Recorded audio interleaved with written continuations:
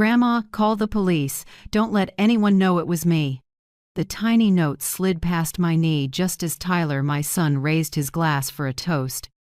My daughter-in-law smiled sweetly and poured more water into my glass. I lifted it to my lips and tasted a metallic bitterness curling on my tongue. I had no idea that behind that glass of water lay a secret about to wreck my life. I'm Ruth Ann Delaney, 68 years old, and I've spent my whole life in a small house in the suburbs of Austin, Texas. This home is the result of 45 years of nonstop work by me and my husband, Frank. So many sweltering summers with the A divided by C running around the clock, so many winters with the wood stove lit, pinching every penny to pay off the mortgage. To me, this house isn't just four walls, it's the memories of an entire lifetime. And yet here I am, in our familiar dining room under warm yellow light, holding a trembling note from my 8-year-old granddaughter, Lily. She sat across from me, eyes fixed on her plate, her small hands shaking around her fork. She had just saved me, or at least tried. Tyler, my only son, was pouring red wine into Frank's glass. His voice rang out, "I think it's time we talked about the family's future, Mom." "The future?" I looked straight at him, trying to stay calm while my heart pounded. Brooke, his wife, set her glass down, took his hand, and said in a syrupy voice, "We just want what's best for you and for Dad Frank, too. You're both getting old, and this house is too big to keep up much longer. It would make more sense to transfer it to us. Think of it as an early inheritance." I clenched the note inside my sleeve, careful not to show any reaction. The water in the glass in front of me still gave off that faint, unpleasant smell. I'd taken the first sip and noticed something off. Now Lily's note confirmed my fear. Frank looked up, surprised. "What's wrong with this house? I still mow the lawn every week, and Ruth keeps everything spotless." Tyler gave a strained smile, then dodged. "Dad, shouldn't we plan ahead? Transfer papers, future health care. I know an attorney who specializes in family assets and can make everything neat and tidy."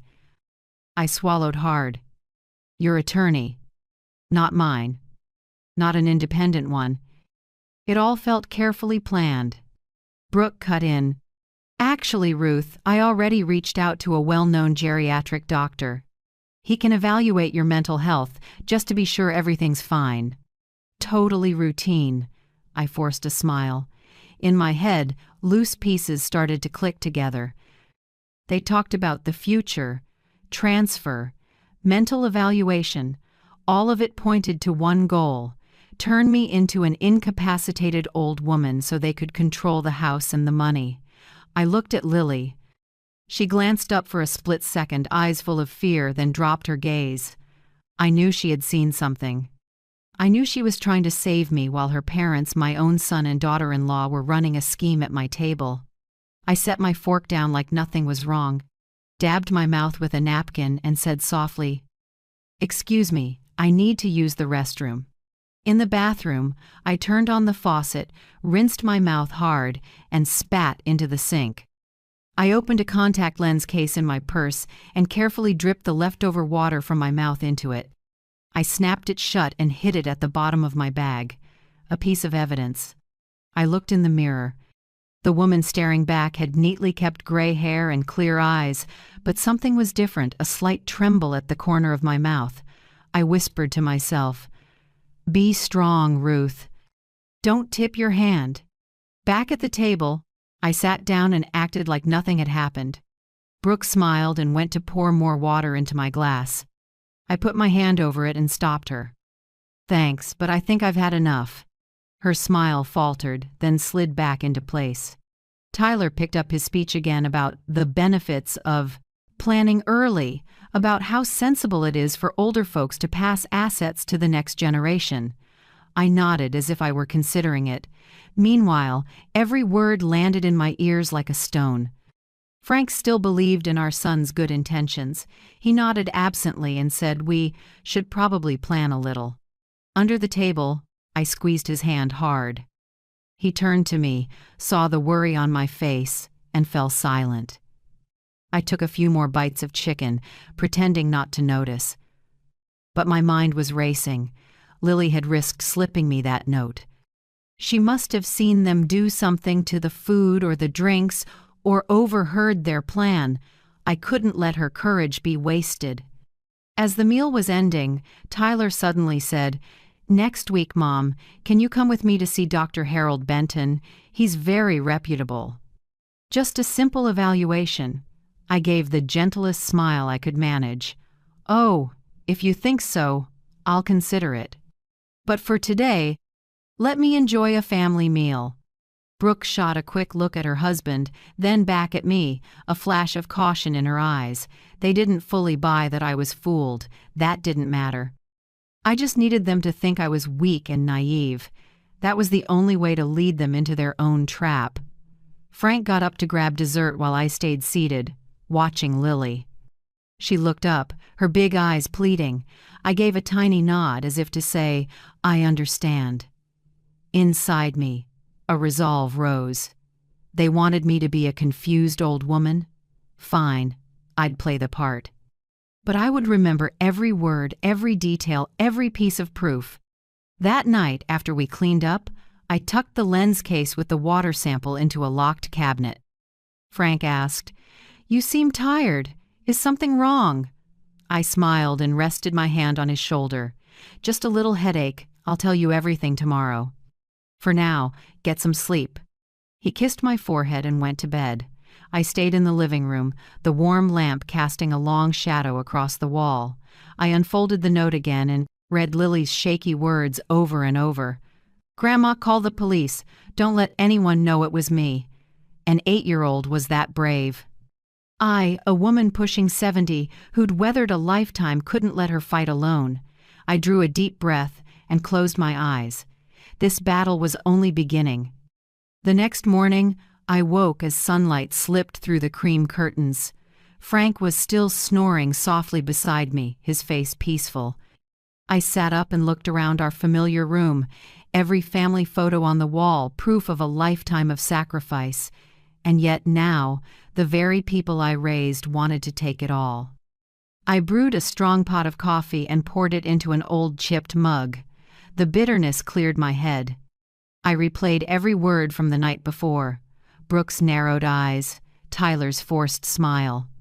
They didn't want to help me. They were building a script to turn me into a useless old woman.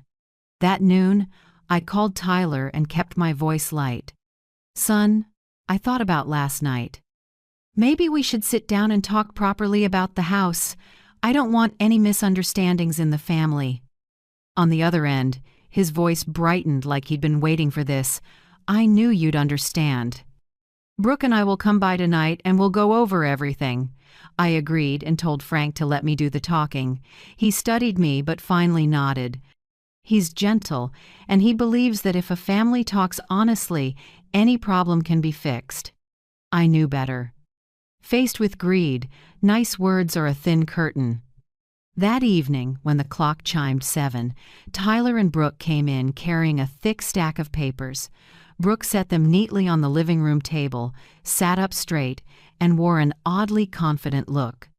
Tyler tried to act casual, but his hand kept spinning a pen. "This is a preliminary proposal," Brooke began smoothly, like she was selling insurance. "You and Dad transfer the title of this house to us, and in return we'll cover all care costs, medical, medications, hospital if needed. Basically, you don't lose anything. It's just an early inheritance. All very reasonable, legally and emotionally." I picked up the stack and skimmed the tiny print. Gift deed, durable power of attorney, guardianship responsibility. Those cold terms sounded like a sentence on my life. Frank squinted, not quite following. I set the papers down and smiled calmly. "An early inheritance. That's clever. But let me ask, do you think this house is just an asset?" Tyler hesitated, but Brooke jumped in. "Ruth, we have to be realistic. This house is about 3,000 square feet, and it's wasteful for just 2 people. Maintenance, property taxes, utilities, they all add up. You could move to a smaller, easier place." And Lily would have a better future. Isn't that what you've always wanted? I gave a thin smile, my stomach tight. They dragged Lily into it again, using her as a shield for their greed. They forgot I'm the one who bought her notebooks and shoes when they said they were short on cash.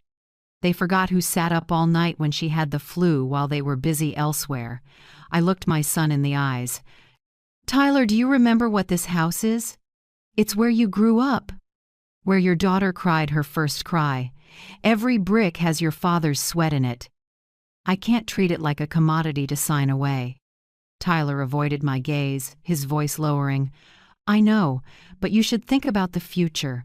We're having some financial trouble. If we don't fix it, we'll lose everything. Do you want your granddaughter to suffer? I stared at the grown man I once cradled. Now he was pressuring his mother to give up her home to prop up his instability. I asked softly, "What kind of trouble?" "What debts?" Tyler pressed his lips together and dodged. Brooke squeezed his hand and said curtly, "That's not the point. The point is we have a solution. If you sign, everything will be fine." Frank sighed and looked at me. He wanted peace. I didn't. I stood, went to the cabinet, and pulled out an old photo album. On the cover, in my handwriting from 30 years ago, the Delaney family. I opened it Tyler's 10th birthday, the Colorado trip, his wedding day. I set the album on top of Brooke's papers and looked at them both. See this? This is why I won't sign anything. This house holds all of it. If you want a better future for Lily, build it yourselves. Don't strip your parents' memories to buy your own comfort. The air turned heavy. Brooke forced a smile and tried one last pitch. Ruth, I get that you're attached, but you have to be practical. Older people can get emotional. We just want to ease your burden. Trust us. I answered, firm. Trust doesn't come from shoving papers in someone's face. It comes from actions. And today, you lost mine. Tyler clenched the pen, his face flushing. Brooke shot him a look to keep quiet. She gathered the papers and gave a thin laugh. We'll give you more time. Please think it over. No need to make this tense. They left, and the room fell into silence. Frank rubbed his temples and shook his head. I don't understand how they changed like this. Tyler wasn't like this before. I set my hand on his shoulder. When greed leads the way, people do things you wouldn't believe. But I won't let them take everything. That night, I set Lily's note next to the stack of papers. 2 small things, but they weighed like stones on my chest. One was a child's cry for help. The other was a death sentence for my life's memories. I knew this fight wasn't over. It was only the prelude. And I, Ruth Ann Delaney, would have to learn to fight not with fists, but with a clear head, evidence, and the hard-earned wisdom of a woman who's lived nearly 7 decades. I took a deep breath, turned off the light, and let the house settle into its familiar darkness. Inside me, a flame had just been lit. The next Sunday, Tyler and Brooke came again as if nothing had happened. They rang right on time, carrying a box of fancy pastries from a downtown shop, smiling wide. I opened the door with a stiff smile, hiding my guard. Frank welcomed them in, unsuspecting. Dinner went the same as usual. Brooke moved quickly in the kitchen and brought out 2 glass pitchers, one clear with plain water and a pale green one with thin lemon slices floating. You like lemon water, so I made this just for you, she said, voice sweet as honey. I sat down at the table and caught the brief tension in Brooke's eyes as she set the green pitcher right in front of me. Tyler glanced over, then pretended to ask Frank about the weather. I picked up my glass and poured a little from the green pitcher. The moment I took a sip, a faint bitterness crept over my tongue. Not lemon. Not a hint of salt. It was the taste of deceit. My heart slowed for a few seconds. I set the glass down and pretended to dab my mouth with a napkin. My eyes met Lily's. She sat across from me, her fork tapping lightly on the plate like a signal. I gave the slightest nod to steady her. All through the meal, Tyler kept checking on me with leading questions. "Mom, do you remember what we talked about last time about the future?" Or, "Mom, have you been misplacing things around the house lately?" I smiled and answered vaguely. On the outside, I was a slightly forgetful older mom. On the inside, I was carving every detail into memory. Frank ate contentedly, unaware that my glass was nothing like the one in his hand. Brooke skillfully poured for everyone from the clear pitcher, only I got the special green one. Once, Frank reached for it by accident, and Brooke switched in a flash. "That's for Ruth only, I'll pour you the regular." I wanted to shout, to flip the table and confront them, but I knew it wasn't time. I needed evidence. I needed the truth laid out so clearly no one could deny it. After the meal, I faked a yawn and said I was tired. Tyler jumped in. "See, Mom? You've been worn out more lately. I think that appointment with Dr. Benton is really important." Frank frowned. "Everyone gets tired at any age." But Tyler ignored him and turned to me. "Mom, please say yes. It's just a checkup, nothing more." I gave a small nod, my voice faint. "Okay, I'll think about it." When they left, I quickly gathered my glass, wrapped it in foil, and hid it in the kitchen cabinet. My heart was pounding.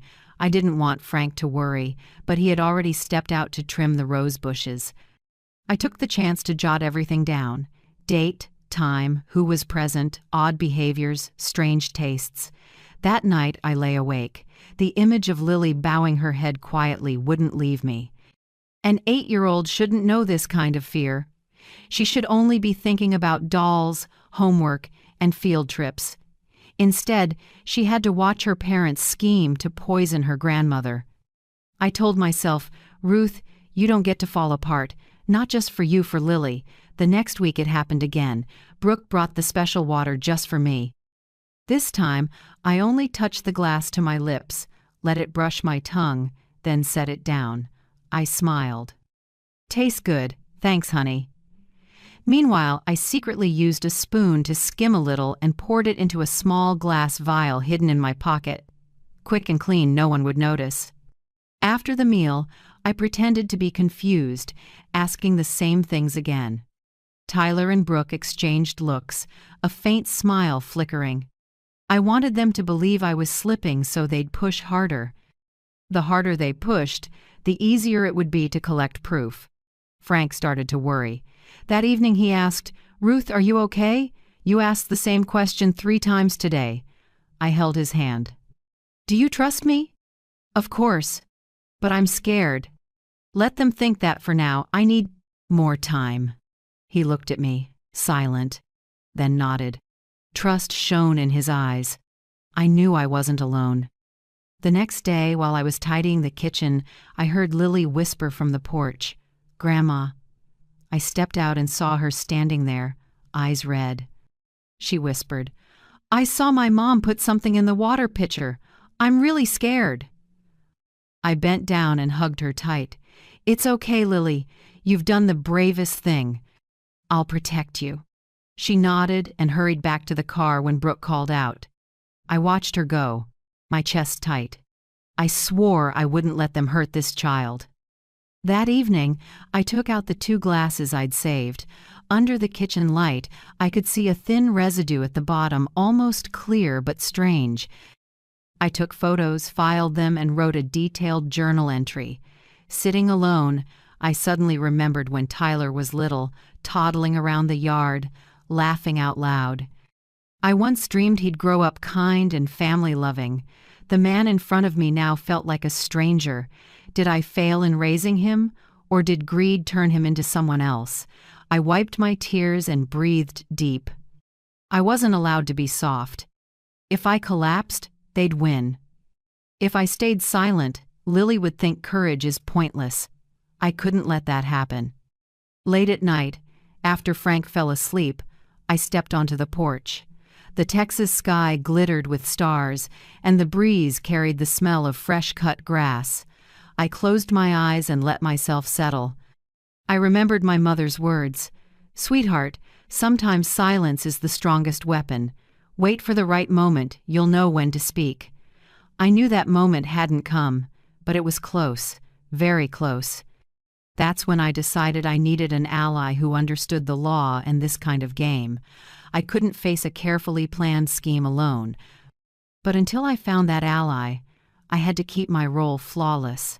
A forgetful, easily led old woman. They wanted me to drink their bitter water? I'd drink it, but I'd save.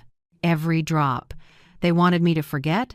I'd pretend to forget, but in my mind, every detail would be razor sharp. I went back to bed and lay beside Frank. He shifted and wrapped his arm around me in sleep. I listened to his heartbeat and promised myself, I'll protect him, protect Lily, and protect this home even if I have to fight with every clear thought I have left. The quiet war had begun, and I knew each bitter glass would be the evidence I'd use to defeat them. One weekday morning while I was working in the backyard, Tyler called. He tried to sound casual, but there was an edge. "Mom, I got us an appointment with Dr. Harold Benton. He's famous top geriatric specialist. This Friday afternoon, come with me, okay?" Just a simple evaluation. I froze, pruning shears still in my hand. The roses glowed in the sun, but inside me everything turned slate gray. I took a long breath and kept my voice even. "All right, I'll make arrangements." I knew this was the next step in their plan, and I was ready to step onto their chessboard. On Friday morning, Brooke drove me and Tyler to a clinic in a fancy downtown building. A polished brass plaque outside read, "Dr. Harold Benton, Geriatrics Specialist." The hallway was thickly carpeted, with a faint scent of peppermint oil. I looked around, everything designed to make patients feel safe. We were led into a large room, walls covered with framed awards and certificates. Dr. Benton appeared tall, neatly combed silver hair, warm and slow voice. He shook my hand with a kindly smile, then flicked a quick glance at Tyler and Brooke. I caught that quiet look of familiarity. "Mrs. Delaney," he said, "today we'll do a few small tests, just to check memory and attention. Won't take long." I nodded and sat across from him. Tyler set his bag down and readied his phone. Brooke sat close, hands clasped, eyes full of expectation. Dr. Benton started with simple questions. "What's today's date? What month? Do you remember what year it is?" I answered clearly, but intentionally got one weekday wrong. Tyler jumped in. "See? I told you, Mom, mixes up days and times." I gave a sheepish smile. Maybe I got it mixed up. He moved on to short memory tests. He read 3 simple words, pencil, clock, apple, and asked me to repeat them a few minutes later. I repeated them exactly, then forgot one the next time. Brooke sighed, squeezing Tyler's hand, pretending concern. "Doctor," she said, "she's been like this for months. Sometimes she remembers, sometimes she doesn't. We're really worried." Frank came along that day, sitting quietly in the corner. He lifted his head, voice steady. "At home, Ruth handles everything. Cooking, tidying, paying bills, nothing about her is confused." Dr. Benton turned to Frank, smiled politely, and cut him off. People who live together often miss gradual decline. Sometimes love makes us overlook clear signs. I stayed silent, hands resting on my lap, the tiny recorder Monica gave me hidden in my pocket. Every word, every sigh was being captured. The doctor kept going. "Do you often feel tired, misplace items, or suspect family members of taking things?" I pretended to think, then answered softly, Sometimes I forget where I put my keys. As for suspecting anyone, I'm not sure." Tyler jumped right in. "Exactly. Once she said her checkbook was missing and blamed us. She'd just hidden it too well and forgot." I looked at my son with damp eyes to sell the weakness. Inside, my heart was a fireball.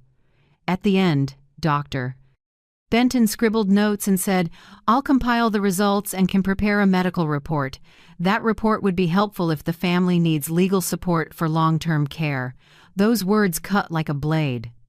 Legal support was the key for Tyler and Brooke to seize control of assets. I smiled blankly and asked, "What does legal mean? Doctor?" He smiled kindly. "Just procedures to ensure your best interests." I nodded as if I didn't understand, but in my pocket, the recorder had kept every word. Outside the clinic, Brooke took my arm, voice sweet. "See, Mom? Easy, right? I think we should take a few more steps to be sure you're cared for." I smiled and murmured, "All right, you two handle it." Tyler drove home looking satisfied. Frank sat beside me and gently squeezed my hand. I knew he'd heard and understood, but it wasn't the moment to speak. Back home, I went to my room and locked the door. I replayed the recording. Benton's voice was clear. "Prepare a medical report, helpful for legal purposes." I wrote down the date and time and saved a copy to the clean phone Monica had set up. I sat in the chair, my hands trembling not from fear, but from seeing how carefully they'd staged this. From the bitter water to the top doctor, every piece was a chess move they planned. They didn't know I was playing too. That night, I told Frank everything. He went still, gripping my hand, eyes reddening. "I can't believe our son would go this far." I cupped his cheek and said firmly, "Frank, we don't have a choice anymore. If we stay quiet, they take it all. If we fight back, at least the truth stays ours." He nodded and held my hand tighter. And I knew from that moment on, we would walk into this battle together, however long and hard it would be. The next day, I met with Monica. I brought the recording and described the entire exam in detail. Monica listened, eyes sharp as a blade, then said, "Exactly what I expected. They're building a file to petition for guardianship, but now we have evidence. The doctor is biased and even brought up legal procedures on his own. That's a dangerous sign, but also an opening to strike back." I exhaled, seeing a faint glimmer of hope. I had stepped into their trap, but at the same time I'd set one for them. That night, I sat by the window and looked out at the rose garden. Moonlight fell like silver over the petals, a reminder to be patient and steady. I thought of Lily, of her pleading eyes asking me to believe her. I thought of Frank, of his calloused hands after so many years of work. I knew I had to see this through, and I knew Doctor. Benton wasn't the last link in this chain, but at least I had a first piece of evidence to use against them. A vow rose in me. They want to paint me as confused. I'll show them just how sharp a mother's memory can be. Monica didn't keep me waiting. The next morning, she called and asked me to swing by her small office in the Austin suburbs. The old red brick building had a modest sign out front. "Monica Alvarez, private investigator." Inside, the air smelled faintly of fresh coffee. Maps, notes, and photos covered the walls. I sat on a wooden chair, feeling both unfamiliar and safe. Monica carried a calm presence, her deep brown eyes like they could see through layers of lies. "I listened to your recording," she said firmly. "It's enough to show Dr. Benton isn't neutral, but we need more. If Tyler and Brooke file for guardianship, the court will demand proof you're not competent. They'll bring video, a fake medical report, and witnesses." I nodded, my heart pinching at the word guardianship. The thought of losing control over my own life still made me shudder. Monica went on, "The key is flipping the board. We have to show they're staging it. I want to plant audio devices in your home right where they usually sit. If they say anything incriminating, we'll have it." I was quiet for a moment, then smiled slightly. "I've been waiting to hear that. I'm ready." That afternoon, Monica, Frank, and I prepped in silence. She brought 3 tiny recorders, no bigger than a thumb, that could be mounted under a table, behind a cabinet, or inside a dummy outlet. Handy as ever, Frank helped. Hide them in the dining room, living room, and hallway. While we worked, Monica looked at me with both admiration and resolve. "Mrs. Delaney, not everyone your age would dare do this. Remember, the calmer you are, the sloppier they'll get." I gave a thin smile. "I've played the confused old lady long enough. Let's see who's really losing their mind." Frank squeezed my hand without a word, and I felt his strength flow into me. The plan was this. On Sunday, Tyler and Brooke would show up like everything was normal. They'd do the same routine, bring food, talk sweetly, then quietly try to get me to drink that bitter water. This time, Monica would be close by, in a car down the street, ready if I signaled. I still had a tremor of nerves, but I could feel my blood heating. I knew I was walking a tightrope. One misstep and I'd fall into their hands. But now I had more than Frank behind me. I had a real ally. Late that night, after Frank slept, I wrote in my journal. My pen shook, but each word was clear. "If tomorrow I'm no longer clear-headed, remember that I fought. Tyler isn't the boy who once called me hero mom. Brooke was never truly my daughter. But Lily is still the light. For her, I'm not allowed to fall." I closed the journal and told myself, tomorrow, the game truly begins. Sunday came with a low Texas sky, heavy clouds like an omen. I set the table with my white china, the set I only bring out for special occasions. Frank stood on the porch pretending to read the paper, really keeping watch. Right at 11:30, Tyler and Brooke arrived. They carried a basket of food, the smell of roast chicken and mashed potatoes filling the house. Brooke kissed my cheek, her sweetness dripping with artifice. "You look much better than last week," she said. I smiled gently and murmured, "Thanks to you two, caring so much." Inside, I felt sick at how sweet my own voice sounded. But I knew I had to play the part. When they sat down, Lily came in behind them, her face bright but her eyes still shadowed with worry. She glanced at me, as if to ask, "Is everything okay?" I smiled and nodded, hoping she'd understand I was ready. As Tyler poured water, I noticed the same habit, 2 separate pitchers. He held a gleaming silver one and poured only into my glass. Brooke shot him a quick look, discreet, but enough for me to see they were in on it together. I lifted my glass and took a tiny sip. The familiar bitterness crawled across my tongue, and a chill ran through me. I made a small face and set the glass down, murmuring, "I guess herbal tea isn't for me." Brooke laughed. "Oh, you're just too sensitive." I looked straight into her eyes but kept that soft smile. Under the table, the recorder was catching every word. Throughout the meal, I let myself seem distracted, asking the same questions again. "What day is it today?" "Oh, I forgot. Who made this dish?" Tyler and Brooke shared pleased looks. Frank stayed silent, but I knew he was gritting his teeth. And Monica surely in the car outside, headphones on listening to every sound. After dessert, Brooke set a hand on my shoulder. "Mom, we think it's time to seriously talk about the future. Some things are better prepared early." I tilted my head and spoke slowly. "You mean a nursing home?" Both Tyler and Brooke answered together. "Not a nursing home, Mom, a specialized care center." I nodded, feigning confusion. "And what happens to the house?" Tyler cleared his throat. "We'll handle it. Sell the house to cover the costs. You won't have to worry about a thing." My chest tightened, but on the outside I just gave a small smile. "You two are so thoughtful." When they were getting ready to leave, I walked them to the door and gave Lily's hand a quick squeeze. She looked up at me, eyes bright, and I knew she understood something important had just been recorded. With the door closed, I sank into a chair. Frank came over and hugged me tight. "Ruth, you acted so well I almost believed it." I smiled, eyes stinging. "It's not acting, Frank. It's surviving."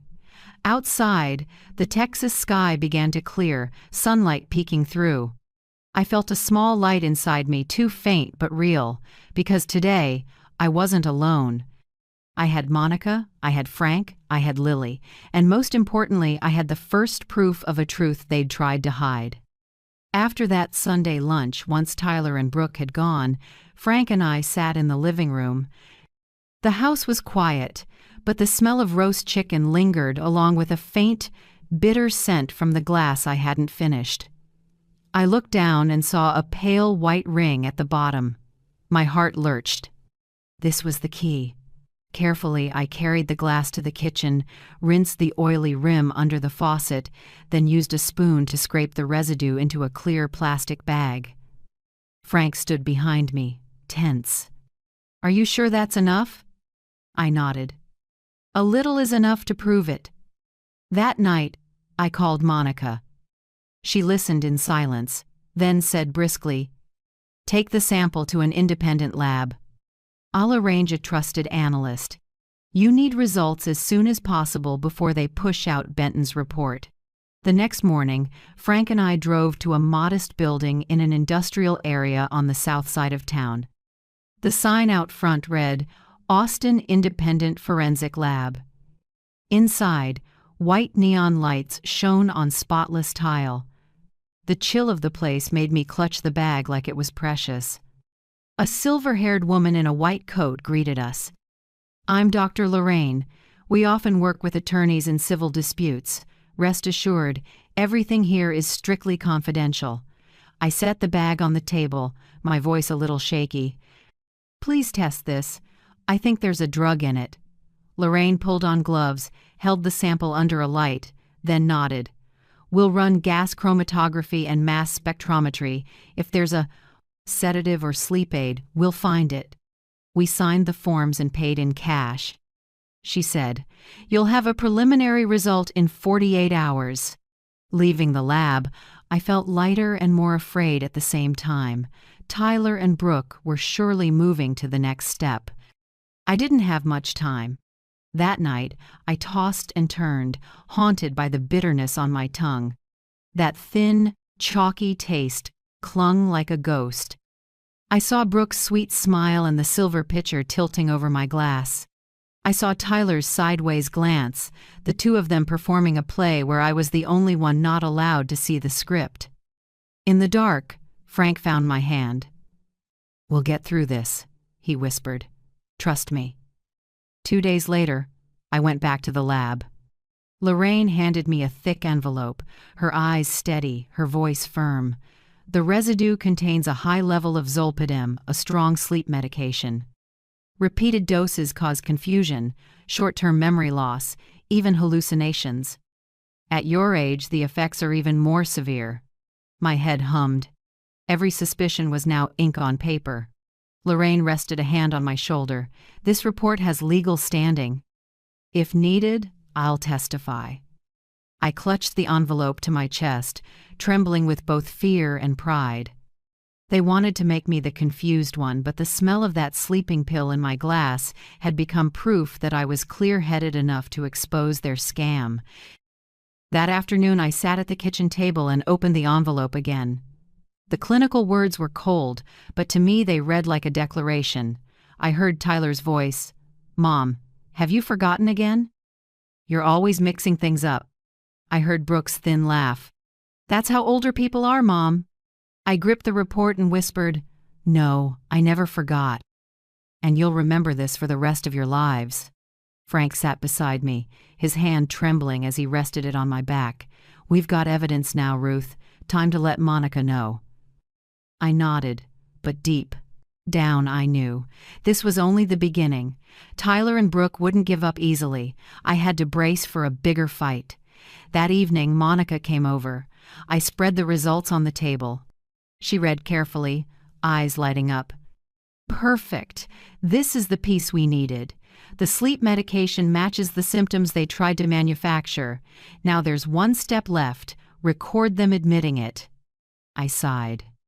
"Can we really get that? They're careful." Monica's smile turned cool. "Everyone slips when they think they're winning. Be patient. We'll make them expose themselves." Late that night, after the house went quiet, I opened the cabinet and placed the report in a hidden compartment where I keep my most precious things: my wedding ring, our wedding photo, and a small handwritten notebook. I sat down and wrote one more line. Today I learned for sure they put a sleeping drug in my water. But I'm still clear, I still remember, and I won't let this truth be buried. When I closed the journal, I looked up at the window. Outside, the Texas night was quiet, the wind lightly stirring the old oak branches. I promised myself, from now on, every passing breeze will remind me never to forget, protect myself, and protect Lily. The next Sunday, the Texas sky was unusually clear. Sunlight poured down, making my rose garden shimmer like a painting. But inside me, an undercurrent was rising. This was not an ordinary day. This was the day Monica and I would cast our net. Early that morning, Frank helped me set the table. A crisp white tablecloth, blue-rimmed china, and crystal glasses glittering in the light. I wanted everything to look calm, like a warm family meal, but beneath it was a meticulous plan.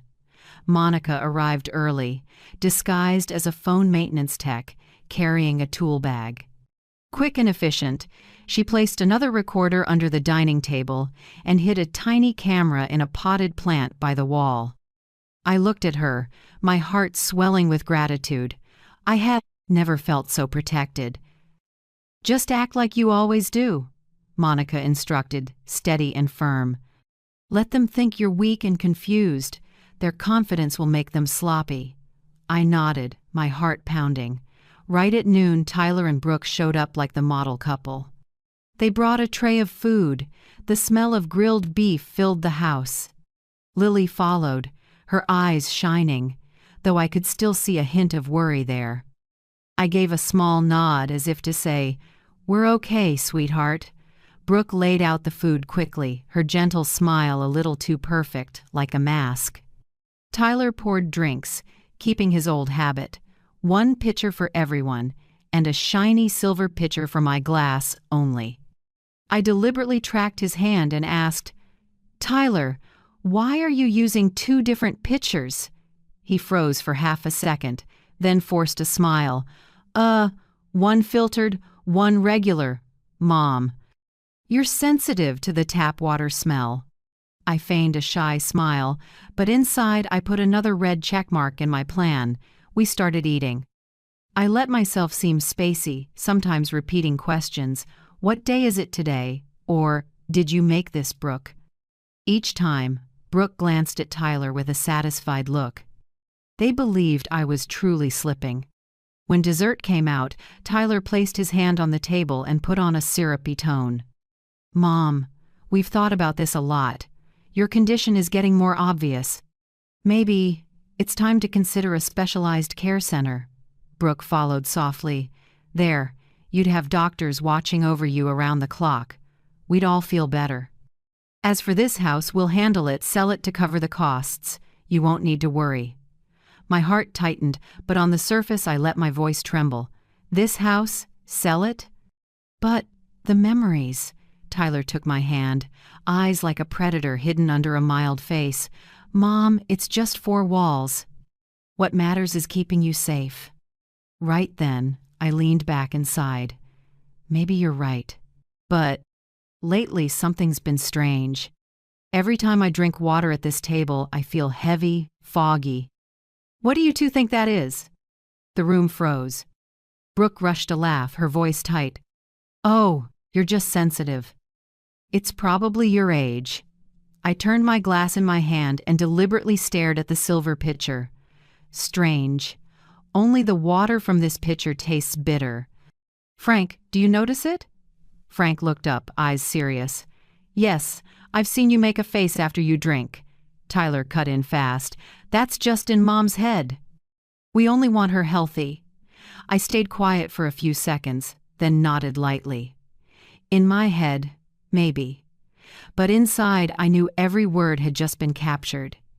After the meal, while everyone still sat at the table, Brooke dropped a line that chilled me. "If Mom keeps going like this, just a few more times and Dr. Benton will have enough to conclude. Then Mom will be legally protected." I looked up, playing dumb. Protected? What does that mean? Tyler smiled weakly. Just paperwork, Mom. So we can manage everything for you. In that moment, I knew the trap had snapped shut. They didn't realize they'd just confessed. Lily, who had been silent the whole time, suddenly spoke, voice shaky but firm. I heard it. Last week, Mom told Dad they needed to give Grandma medicine so she'd get more confused. Don't say I made it up. The table went dead quiet. Brooke went pale. Tyler snapped, Lily, don't talk nonsense. You don't understand anything. But I looked at my granddaughter and smiled with pride. In those clear eyes, I saw the courage I was clinging to. When Tyler and Brooke scrambled to clean up and leave, I stood still, watching the door close. In my pocket, the recorder's tiny red light still blinked. The net had been pulled in, and the fish were beached. Frank wrapped his arm around my shoulders. Ruth, you did so well. I've never seen you this strong. I looked up at him, my voice tight. Not for me, Frank. For Lily. She risked herself to save us. Now it's our turn to protect her. On the porch, the afternoon sun stretched long shadows from the oak. I knew the battle wasn't over, but for the first time, I felt the scale tipping my way. I thought Tyler and Brooke might get cautious after that Sunday meal, maybe even back off a bit. But just 2 days later, a thick envelope arrived at the house, embossed with the seal of a downtown Austin law firm. Frank brought it in, set it in front of me, worry in his eyes. Ruth, brace yourself. Looks like they've started. My hands shook as I opened it. Inside was a formal notice. Tyler and Brooke were filing for emergency guardianship, claiming I had cognitive decline and could no longer make my own financial or medical decisions. They listed their evidence, the video of me pretending to be confused, and a preliminary report from Dr. Benton. Reading it, I felt blood rush to my face. Each word was a blade. Cognitive decline? I still remember every number, every face in my life. I even remember the smell of the sleeping pill in the water they poured. Yet on paper, they'd turned me into a helpless paranoid. Frank set his hand on my shoulder, voice low. This is when we strike back. That afternoon, I met Monica at her small office. She read the letter and gave a cold smile. Exactly as predicted. They think you're weak enough to corner, but really, they're stepping onto a dangerous line. Monica pulled a small black USB drive from her pocket. Here's Sunday's recording. Brooke mentions giving medicine so Mom gets more confused. Combined with the lab's sleep meta-analysis, we've got a spear in hand. Now we just pick the right moment to drive it home. I gripped the USB, shaking but fired up. I'd spent a lifetime avoiding conflict, wanting peace at home. Now I had to fight like a soldier. 2 days later, we were called to the first hearing at the county courthouse. Wide halls, high ceilings, long wooden benches, it felt sacred and cold all at once. Tyler and Brooke were already there, dressed neatly, faces set like dutiful children worried about their mother. When their eyes met mine, the pretense slipped for an instant, and I saw the icy hate underneath. I didn't look away. I told myself, you chose this road. I'll see it through. The hearing opened, and their attorney stood up, going on about my clear cognitive decline, citing the video, the medical report, and Brooke's observations. Each word landed like a hammer, painting me as a confused old burden. Frank sat beside me, his hands laced and shaking with anger, but he stayed silent. I laid my hand over his and gave a small shake of my head. We had to stay calm. When it was our turn, my lawyer, the one Monica recommended, stood. He said clearly, Your Honor, what they've presented is a facade. The real evidence shows Mrs. Ruth Delaney is fully competent. More importantly, these adult children are scheming to take her assets. He placed 3 files on the table: the independent lab report, the dining room recording, and Dr. Lorraine's prepared testimony. The room's energy shifted. Tyler and Brooke sat up straight, faces tight. When the court allowed the audio to be played, the room went silent. Brooke's voice came through clear, sweet, and vicious. "Just a few more times and Dr. Benton will have enough to conclude. Then Mom will be legally protected." The phrase, "give her medicine so she gets more confused," sliced through their lies like a blade. I saw Brooke go paper white. Tyler clenched his jaw and slapped his thigh. In that moment, I knew the line had blown open. There was no going back for them. The judge stared at the two of them, voice low. "Do you have any explanation for this recording?"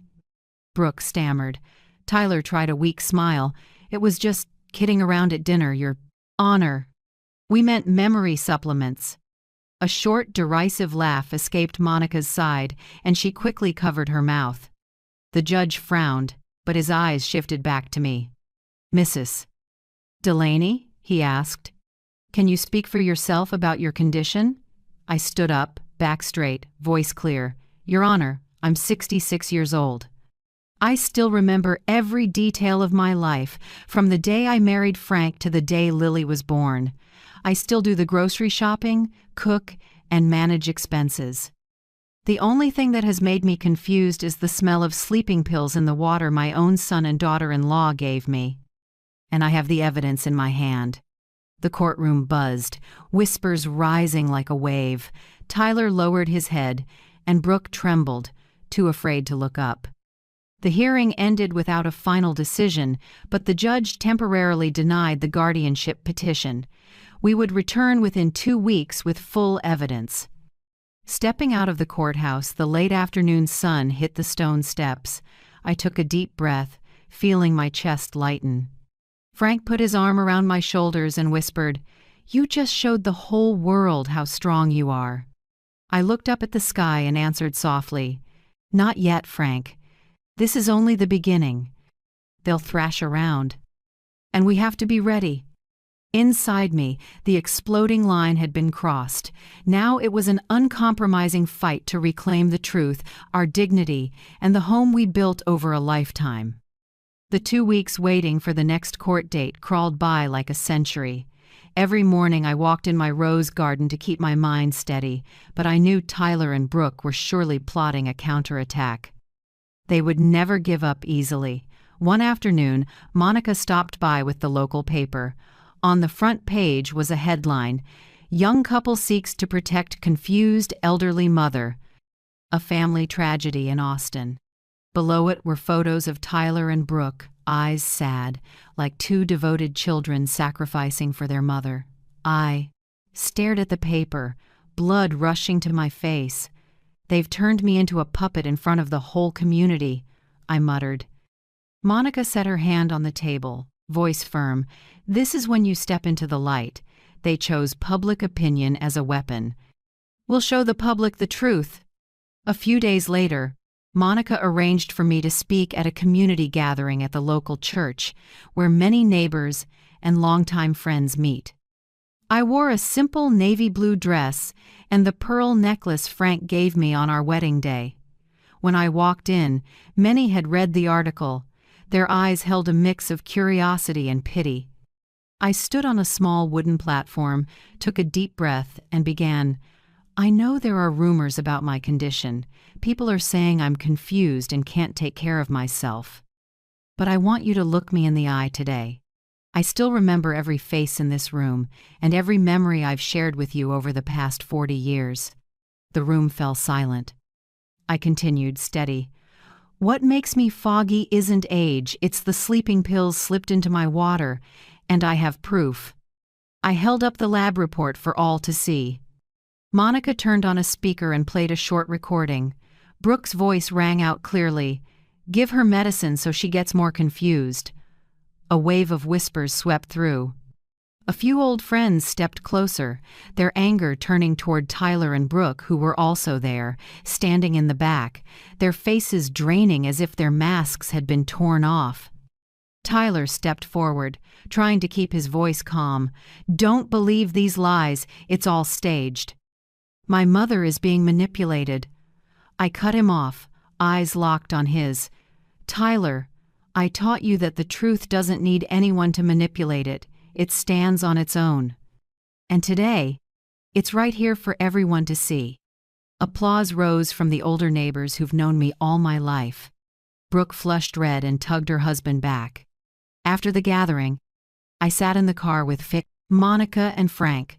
My heart still raced, but a new fire had been lit inside me. Monica smiled. "You just won back the public. Next time in court, they won't have the cover of being dutiful children. Now they're the ones under suspicion." I nodded and looked out the window. The Texas sunset burned red like fire, and I saw it clearly. The line had truly exploded. No more halfway. From now on, the battle would be open, fierce, and I had to stand firm to the end. That night, I wrote in my journal, "They want me confused, but I've never been clearer. They want to take my voice, but now the community has heard it.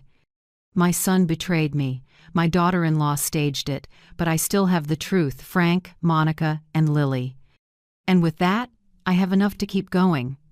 I closed the journal, feeling lighter. The Texas night was quiet, only crickets chirping, but inside me, the fire of resolve burned bright. After the first hearing, I knew this fight no longer lived within our four walls. It had stepped into the public square where there is law, police, doctors, and reports in black ink. I couldn't turn back. On Monday morning, Monica took me to the Travis County Sheriff's Office.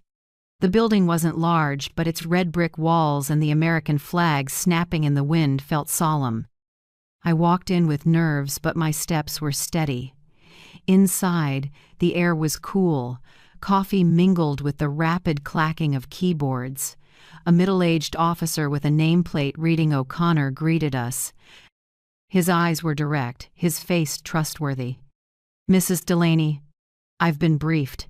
Please, have a seat. Tell me everything from the start," I began. The bitter water, the leading questions, the Sunday meal, the recording. When I mentioned Brooke slipping up and saying, "Give her medicine so she gets more confused," O'Connor frowned and scribbled fast. When I handed over Dr. Lorraine's analysis, he looked up, voice firm.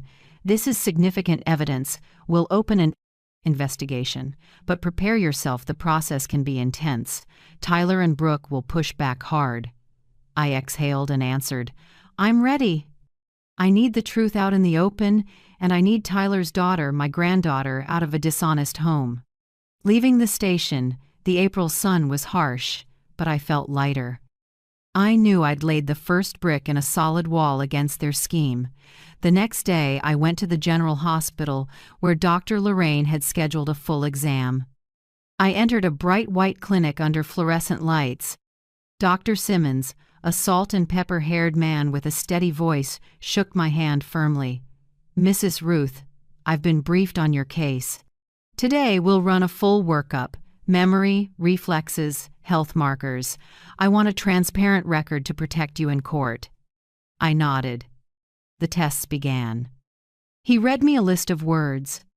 Flower, clock, pencil, window. A few minutes later he asked again, and I repeated them exactly. He asked me to draw a clock showing 11:10. I drew it quickly, the circle sure and smooth. Then he gave me a few simple math questions. I didn't miss one. At the end, Simmons looked up and smiled. "You're fully lucid. I'll write a clear report stating there are no signs of dementia. Frankly, you're sharper than many younger patients I've seen." Tears stung my eyes. I never thought I'd live to prove to the world that I'm not crazy, but now each word of that report would be my shield. That afternoon I sat with Monica and Frank in the living room. On the table were 3 files, the lab report, the audio recording, and Dr. Simmons's statement. Monica tapped the table, voice resolute. "With this much, they can't keep fabricating. But I won't rule out them trying to flip the script, maybe bribing another witness or smearing you. We have to stay one step ahead." Frank sighed, but his eyes were bright. "At least this time Ruth has allies. They won't back her into a corner so easily." Looked at my husband, then at Monica, and felt a new confidence rise. For the first time in months, I didn't feel alone.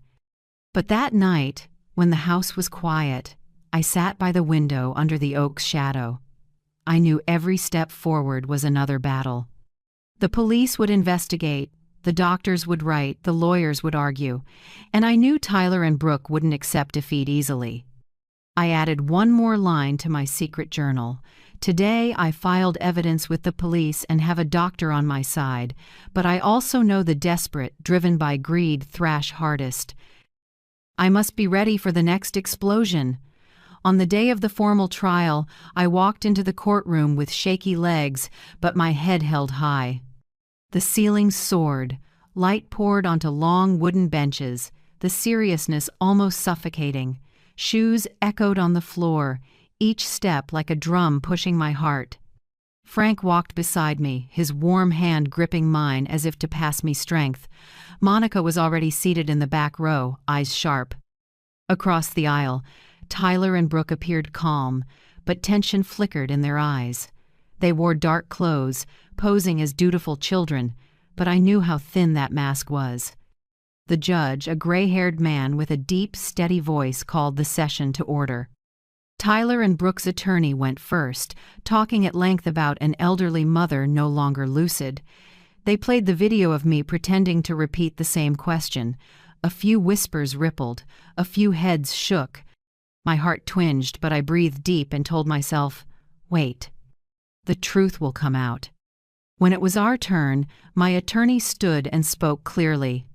Your Honor, these videos show carefully curated moments. We ask to present the real evidence. He submitted the independent forensic report proving high-dose zolpidem sleep medication in my drinking sample. Then he called Dr. Lorraine to the stand. The silver-haired woman stepped up, calm but unwavering. Mrs. Delaney, he asked, can you describe your condition yourself? I stood up, back straight, voice firm. Your Honor, I'm 66. I still remember every detail of my life, from the day I married Frank to the day Lily was born. I still do the grocery shopping, cook, and manage our expenses. The only thing that made me confused was the smell of sleeping pills in the glass of water my own son and daughter-in-law gave me.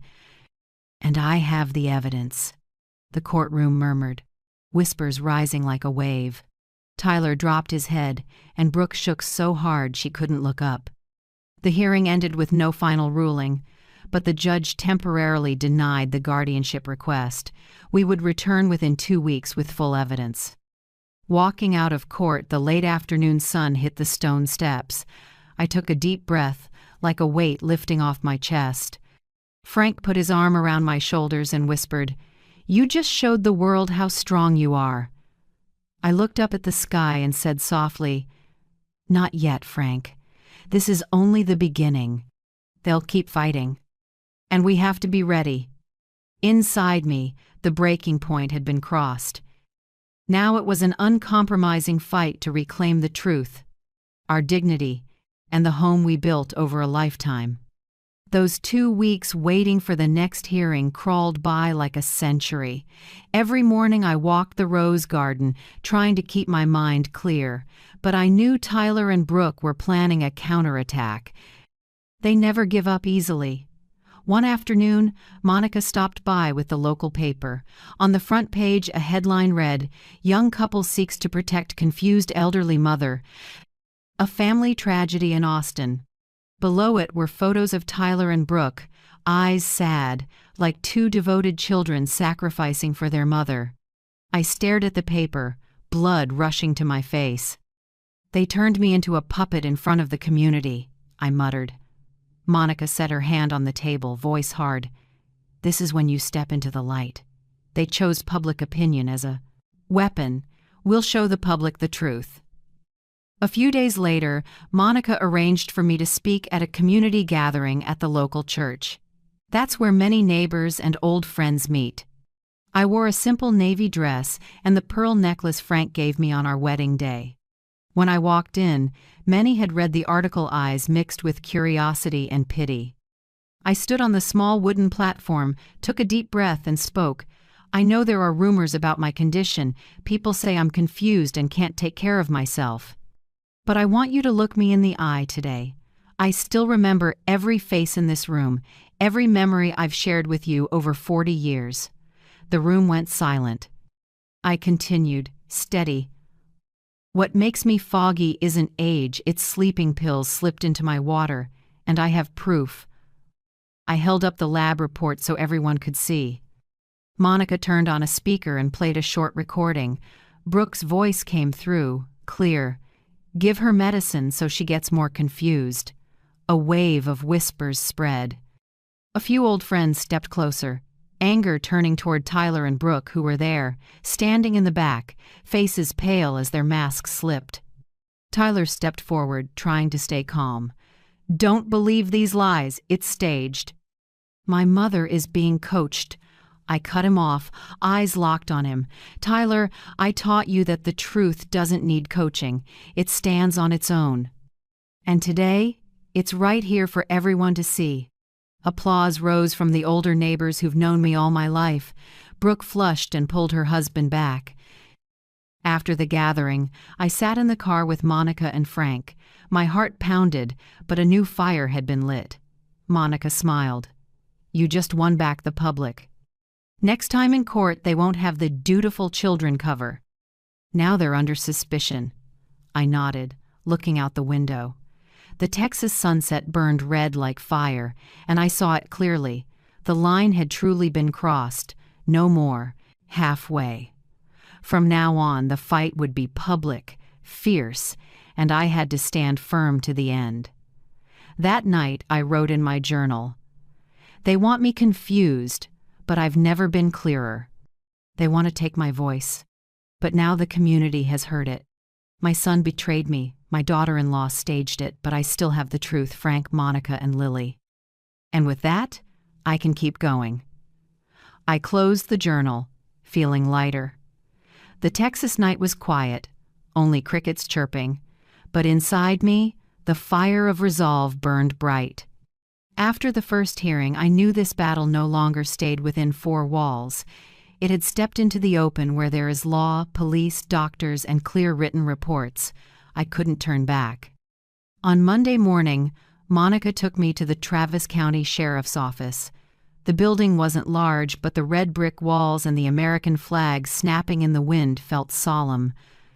I walked in, nerves tight, but my steps steady. Inside, the air was cool coffee and the rapid clack of keyboards. A middle-aged officer named O'Connor greeted us. His eyes were direct, his face trustworthy.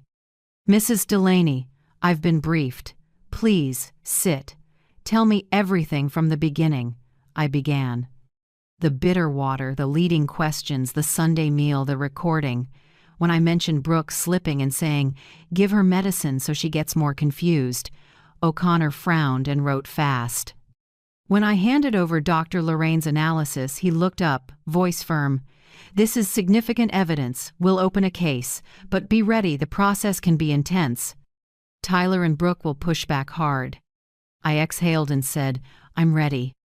I need the truth out there, and I need my granddaughter, Tyler's daughter, out of that dishonesty. Leaving the station, the April sun was sharp, but I felt lighter. I knew I'd set the first brick in a solid wall against their scheme. The next day, I went to the General Hospital, where Dr. Lorraine scheduled a full exam. I entered a bright white clinic under fluorescent lights. Dr. Simmons, a salt-and-pepper-haired man with a steady voice, shook my hand firmly. Mrs. Ruth, I've been briefed. Today we'll test memory, reflexes, and health markers. I want a clear record to protect you in court. I nodded. The tests began. He read, flower, clock, pencil, window. A few minutes later he asked again, and I repeated them exactly.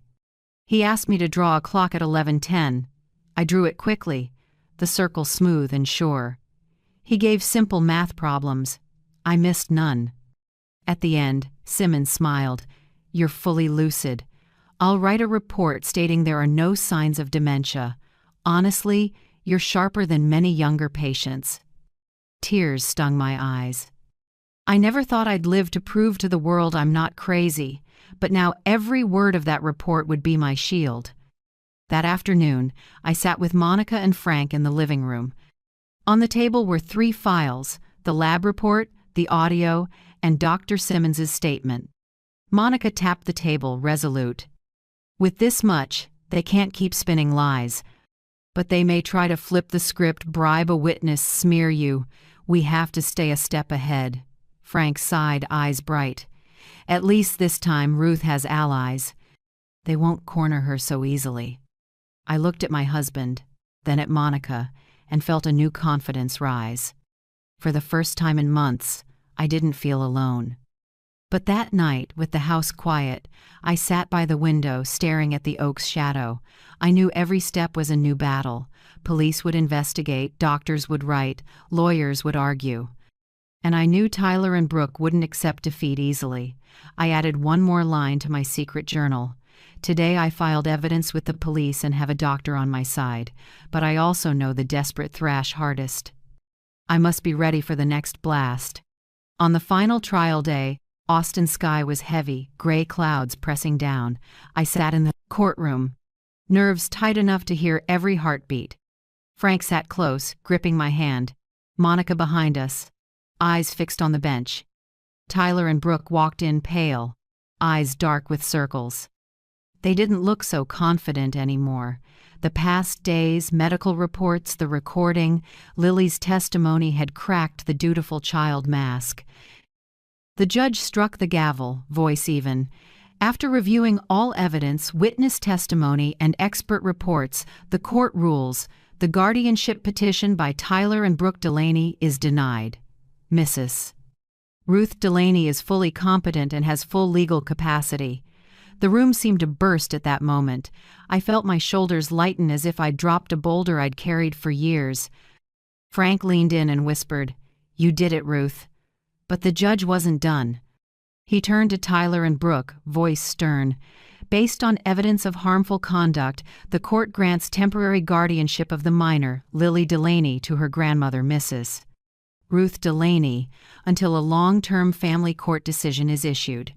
During this time, the parents may have supervised visitation only." Whispers rippled through the room. I looked at Tyler, rage flared in his eyes while Brooke covered her face with performative tears. I wasn't afraid anymore. This ruling didn't just protect me. It freed Lily from a toxic, deceitful home. That afternoon, when we brought Lily home, she ran into the rose garden, laughing like a bird set free. I stood on the porch, watching her small figure, tears spilling. Frank wrapped an arm around me, warm and steady. "Maybe this is the real reward, Ruth. Not just justice for you, but a childhood for Lily." Lily ran back, hugging me, her voice innocent but strong. "Grandma, I get to stay with you now, right? I don't have to hear things I don't understand anymore." I held her tight and whispered, "That's right, sweetheart. You're safe now, and I'll always be here." The next day, I began something I'd long wanted but never had the calm to do, planting a new garden in the backyard. I chose a patch beside the roses, where morning sun pours in. I wanted a fresh start to sow seeds of trust and healing. Lily trotted behind me with a little shovel. Frank hauled fresh soil, bucket by bucket. We dug holes together and planted lavender, sunflowers, and a few tomatoes Lily insisted on. As we worked, Lily giggled. "Grandma, I'm calling this the Garden of Hope. Every flower will be like a new day for us." I smiled, wiping my brow. "You're right. This garden will remind me that even after the darkest days, flowers still bloom." In the days that followed, the house settled into a warm rhythm. Mornings, I brewed tea, Frank read the paper, and Lily did homework by the window. Afternoons, we tended the new garden. Each time I smelled the damp earth and saw Lily's little hands dirty and happy, my heart filled with gratitude. I was no longer just a woman who'd protected her assets and dignity. I was a real grandmother, responsible for nurturing both a child's heart and childhood. That night, after Lily fell asleep, I sat in the garden under the moonlight shining on the fresh rose. I thought about the ruling, the temporary guardianship. I knew a long road lay ahead, paperwork, pushback from Tyler and Brooke. but now I wasn't afraid. The law stood with me, and more importantly, love led the way. I wrote one more line in my journal. Today, justice spoke my name. But the greatest joy isn't the win, it's Lily running in the garden, her laughter like bells. Her future is the garden I must tend with all my heart. Outside, a soft night wind rustled the leaves, like a promise. From now on, this home won't be a place of scheming, but of love and hope. 6 months have passed since the court ruling, long enough for wounds to ease, short enough for me to remember every detail, every look, every word that cut deep. I can't and won't forget. Peace doesn't mean forgetting, it means living on with memories etched into your bones. Each morning, I wake as sunlight slips through the window and birds sing in the garden. Lily sits at the kitchen table, brown hair a little messy, mumbling her spelling words. Frank pours my coffee. The aroma blends with damp earth from the new beds. Those small sounds used to seem ordinary, now they're a gift. The garden is thriving. Purple lavender, tall sunflowers, and Lily's tomato row heavy with bright red fruit. She beams. "This is our red feast, Grandma." I laugh, my heart swelling with the simple joy I'd lost for so long. But even in the quiet, I don't forget the bitter months.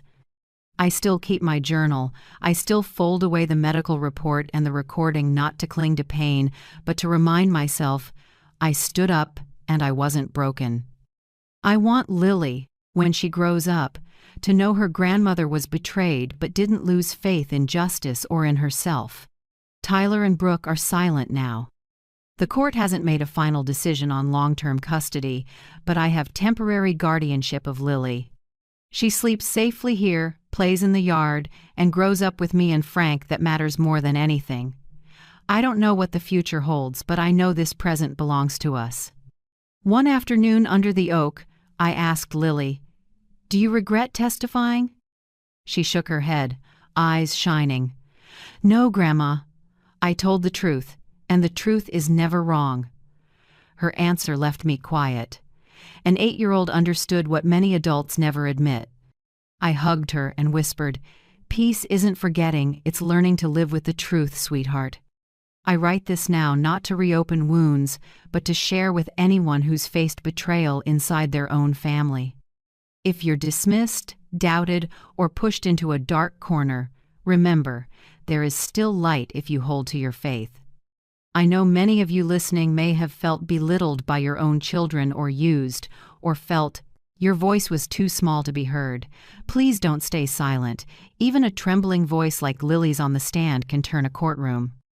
And before I close, I want to thank you from the bottom of my heart for sitting with me through each tear-filled mile of this road. Your presence makes my story more than a private wound. It becomes a message to every heart that's been hurt. We are not alone. If this story touched you, please leave a comment and share your thoughts. Don't forget to like and subscribe so we can keep walking new journeys together. Thank you for listening, for caring, and for staying with me to the very end. Your love and connection are the peaceful garden I'm blessed to keep tending in this life. Right in the middle of my son's funeral, with incense still thick in the air and the wreaths not yet wilted, my daughter-in-law Brianna looked me straight in the eye and said coldly, "Tomorrow you need to get out of this house. This isn't your place anymore." In front of relatives and guests, I swallowed my tears, bit my lip, and chose silence. I didn't want to turn my only son's farewell into a humiliating argument. I only wanted Nathan to rest in peace, at least on his final day. Yet at the will reading afterward, Brianna smirked and sneered, "Hope you enjoy being homeless. Because you're not getting anything." But the moment the lawyer opened the envelope was when karma caught up with her. If you're still listening, tell me where you're watching from. Every comment you leave is another mark in this journey. And if this story has touched you, don't forget to hit like so it can reach even further. I'm Genevieve Hartley, 68 years old, an American mother who's known a lot of loss, but I never imagined grief would hit this hard. My husband died more than 10 years ago from lung cancer, leaving me and our only son, Nathan. After he passed, I sold our old house in the Dallas, Texas suburbs and put $40,000 toward the down payment to help Nathan and his wife, Brianna, buy the home we lived in. Nathan said then, "Mom, think of it as a boost. When you want a smaller place later, I'll help." I trusted my son. And honestly, I didn't worry much about paperwork. When I moved in with them, I tried my best not to be a burden. I cooked dinner, worked in the yard, and picked up my grandchild from school. I cleaned, covered small household expenses, and saw it as my way to keep the family close. But it all became an excuse for Brianna to find my weaknesses and quietly turn me into an outsider in the very house I helped build. Standing before my son's casket that day, my heart hurt so much I thought I might collapse. Nathan died suddenly of a heart attack at 46, with so many plans unfinished. I wanted to pour all my strength into grieving my son and sending him off in peace. Instead of a family's embrace, I got a cold sentence from my own daughter-in-law. Brianna's words cut straight through me, shattering any illusion that I could rely on this family in my old age. I remember every detail. As guests left, the scent of funeral flowers still filled the living room. Used tissues, wet with Brianna's staged tears, were on the table. She wiped her eyes skillfully, always facing the crowd for sympathy, but once no one was watching, her gaze was so cold it made me shiver. I looked again at the wreaths from my late husband's relatives, sent as gestures of support. I knew if they heard what Brianna had just said, they'd be furious. But I kept quiet. I bit my lip until it bled to preserve the last bit of dignity for the family. I wouldn't turn my son's farewell into an open display of hatred. I went upstairs to the small room, Nathan once told me. "Stay as long as you like, Mom. Treat it as your home." I sat on the edge of the bed, tears falling, yet my mind oddly clear. I opened the drawer and took out the small silver key Nathan had given me a few weeks before he died. He'd only said, "Keep this, don't tell anyone. You'll understand later." I'd wondered, but didn't ask. And now, after hearing Brianna throw me out, I began to realize this key was my only hope. I didn't sleep that night. I packed my things into 4 large suitcases and 2 boxes. Each time I folded a shirt, I remembered all the laundry I'd done for the family without a single thank you. Every time I looked at Nathan's bright smile in a photo, my heart broke all over again. I wrapped the remaining pictures in cloth and whispered, "Son, I won't let anyone smear what I've done for you or the love I have for you." Brianna didn't come to see if I needed anything or help me pack. Instead, at exactly 10 p.m., she stood in the doorway, arms crossed, tapping her nails on the frame, and said with contempt, "Don't expect me to change my mind by 10 a.m. Tomorrow, I want you gone. I've put up with you long enough." I looked her in the eye and said nothing. I just nodded. For the first time in my life, I saw such brazen contempt, and for the first time, I resolved never to let anyone trample my dignity again. I left that house before dawn. I took only 4 suitcases in the trunk, a box on the back seat, and Nathan's silver key in my coat pocket. I drove out of the quiet neighborhood while everyone slept. No one knew the woman who'd cared for so many of their children was slipping away like a homeless stranger. I stopped at a roadside motel where a neon vacancy sign threw a cold light over the parking lot. The room was small, smelled of bleach, and the sheets were wrinkled, but I knew this was only temporary. From my purse, I opened the envelope Nathan had bundled with the key. Inside was attorney Harold Pierce's business card and a handwritten note. "Mom, if I'm gone one day, go see Mr. Harold. I've arranged everything." I cried again, but not only from pain. They were a mother's tears on realizing her son had seen it all coming. Nathan knew his wife's true nature and quietly laid out a path for me to survive. I sat by the motel window watching headlights streak past on the highway. A small fire lit in my chest. I wasn't a trembling mother waiting to be thrown out anymore. I was the one holding the key. And I knew the real game had only just begun. The next morning, I drove back to the funeral home where Brianna had arranged everything. Nathan's service was large. White flowers blanketed the room, hymns played steady, and hundreds of well-dressed guests filed in. Everyone praised how solemn and well-organized it was, looking at Brianna with sympathy, seeing her as the young widow who'd lost her husband. I stood off to the side, feeling like a faint shadow at my own son's farewell. I noticed every detail, enlarged photos of Nathan on the walls from childhood to graduation, then the wedding to Brianna, then family vacations. But not a single recent photo of Nathan with me. The pictures I remembered in the living room, me hugging Nathan at his college graduation, the two of us at Thanksgiving with relatives, were gone. In their place were a happy family of 3 shots: Nathan, Brianna, and my grandchild. I stood still, as if erased from my own son's memories. Brianna entered in a long black dress, makeup flawless but seemingly blurred by tears. Her sobs were loud enough for everyone to hear. Whenever someone came to comfort her, she clung to them and cried harder, making people believe grief was crushing her soul. Outsiders would think she was a devoted, faithful widow. But I knew those tears weren't for Nathan. I still remembered the cold look the night before, the contempt in her voice as she threw me out. A few hours apart, yet the images were impossibly different. One Brianna in public, the grieving wife, poster child for loyalty. Another Brianna behind closed doors, ice cold, unafraid to toss out a mother who just lost her son. I walked the hallway, trying to fulfill my duties as the bereaved mother. I greeted Nathan's old friends, neighbors, and co-workers from his architecture firm. They offered the usual comfort. "Life is so unfair. He was so young. You have to stay strong." I nodded and managed weak smiles. But deep down, I felt like I was playing a different role. The quiet, patient mother, while the main stage belonged to Brianna. What made my throat tighten was standing in the receiving line when I heard Brianna whisper to her brother Trent behind a wall of white flowers. Her voice was low, but I heard it clearly. "The life insurance will cover the debt for 2 years. After that, I can manage." And the old woman, a short, harsh laugh then, "We'll get the hint. I'm not obligated to support anyone else." I froze. My hands shook, and my heart pounded like it would burst. For a moment, I felt like a throwaway, a weight to be dumped.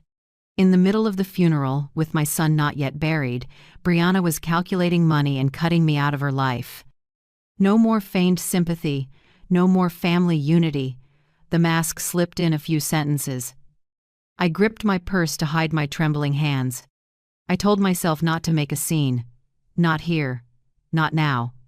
Nathan deserved a dignified farewell, not his mother and wife tearing each other apart in front of everyone. I lifted my head, swallowed the lump in my throat, stepped out of the row of chairs, and quietly found a seat off to the side. Under the funeral home's soft yellow lights, I watched Brianna step up and read a few remembrance lines in a trembling voice. She spoke about a wonderful husband, about future plans cut short, and a pain that won't fade. Guests teared up, patted each other's shoulders, some even praised her strength. I watched, feeling a strange mix: pain, anger, and calm. Calm because only I understood how fake it was, and calm because in my purse I had Nathan's key, proof he wasn't as blind as people thought. The service ended with hugs and "take care of yourself." I caught pitying looks from some of my late husband's relatives, as if I were just an old, lonely mother living on my daughter-in-law's goodwill. They didn't know she'd just taken my home. I forced a smile, thanked them, and left quickly before tears returned. Leaving the room, I saw Brianna in the hallway with Trent. They stood close, whispering, glancing my way. When she noticed me, Brianna pretended to wipe her eyes and leaned on her brother's shoulder. Trent patted her and smirked. In that instant, I understood more clearly than ever. They saw me as a cost, an obstacle to keeping the house and the insurance money. I stepped outside and took a deep breath. The late afternoon sky was gloomy, with a March chill. I pulled my coat tight, hands still closed around the key in my crease pocket. The cold outside was nothing compared to the cold inside me, but in that deepest sorrow, I felt a glimmer of light. I knew I no longer had a place in this family, at least not in Brianna's eyes. But I also knew Nathan hadn't abandoned me. He'd prepared something for me, and this key was proof. That night, I didn't go home, the house I thought would be my final place. I drove straight to the small highway motel I'd rented. Sitting on the worn bedspread, I replayed Brianna's whisper. The insurance will cover the debt. The old woman will get the hint. The words kept looping like a blade. I cried, but not just from loss. It was humiliation, being despised while my son wasn't even in the ground yet. When the tears ran out, I sat up straight and faced the foggy mirror on the wall. I whispered, "Son, I won't let them trample me like this. You wanted me strong, and I will be." I touched the pocket where the key rested. In that moment, I knew. The counterattack would come, and when it did, I wouldn't be the weak old mother they imagined. 2 days after the funeral, my phone rang. Brianna's name lit up the screen. I hesitated, then answered, already certain nothing good would follow. Sure enough, her voice oozed false sweetness. "Genevieve, can you come by the house? I have a few of Nathan's things, keepsakes, that I think you should have." Hearing keepsakes, my chest tightened. I thought of watches Nathan wore or old photo albums he kept in his nightstand. Suspicious, but I agreed, partly to hold on to something of my son, partly because I knew I'd be facing Brianna many more times. When I arrived, the house looked exactly as it did after the funeral. White flowers drooped in vases, and the air was heavy with dampness and leftover candle scent. It had once been Nathan's warm home. Now it felt like a cold stage. Brianna opened the door, face expressionless, no tears left. "Come in," she said, turning. "Straight to the living room." I paused at the threshold, then followed. The oak table in the center was cleared, except for a stack of papers and a pen. There wasn't a single keepsake of my son. I knew instantly. This wasn't about returning mementos. It was a trap. Brianna sat and pointed at the stack.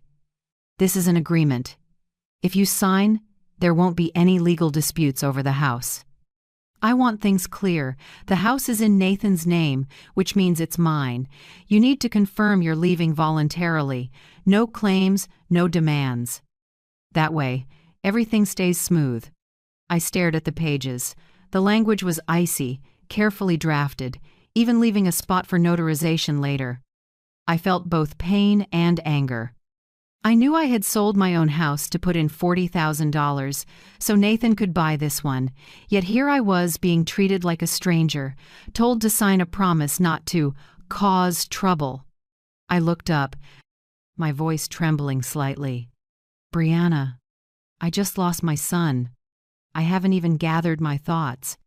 How can you ask me to sign this?" She showed no sympathy. "Because I don't want problems. I'm young, I need to move on. I can't keep dragging an old woman like you around my house.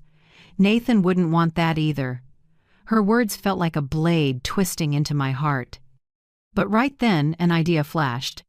I suddenly remembered the mini voice recorder in my purse, the one I used to save lectures when I was still teaching. There was a gap under this oak table, just enough to hide it. I took a deep breath and nodded. "Fine. Hand me the pen." I pretended to tremble as I held it. My fingers slipped slightly, and I intentionally made a small mistake in my signature. To anyone else, I looked panicked, but I knew this. A wrong signature would invalidate the document. Across from me, Brianna's face relaxed, convinced she'd won. "See? This will make things easier for everyone." she said, satisfied. While she was busy putting the papers away, I smoothly bent down to pick up a dropped handkerchief and, at the same time, attached the recorder under the table. I switched it to auto, its tiny light blinking a faint green. My heart pounded, but I kept the same weary, compliant expression. "All done. I'll go now," I said, standing up, my voice unsteady. Brianna gave a thin smile, folding her arms on the chair. "Yes, you should go. I'm tired of supporting someone who can't do anything. She's a parasite and belongs on the street. I'm not a charity to carry extra weight." I turned away, hiding the tear rolling down my cheek, but inside me, something else flared clarity and resolve. The mini recorder had captured every cruel word. That was my first piece of evidence, and I would guard it like a treasure. Leaving the house, I drew a deep breath on the porch. The late March sky was gray, the wind strong enough to make the front yard trees sway. I pulled my coat tight and hurried to the car. When the door slammed shut, I exhaled long, like I'd just escaped a predator's den. I drove back to the motel, heavy-hearted but with a new fire lit inside me. I knew I had nothing left to lose, but I had something Brianna couldn't imagine the truth, and I would let that truth be the rope that binds her. That night, I sat alone in the small room.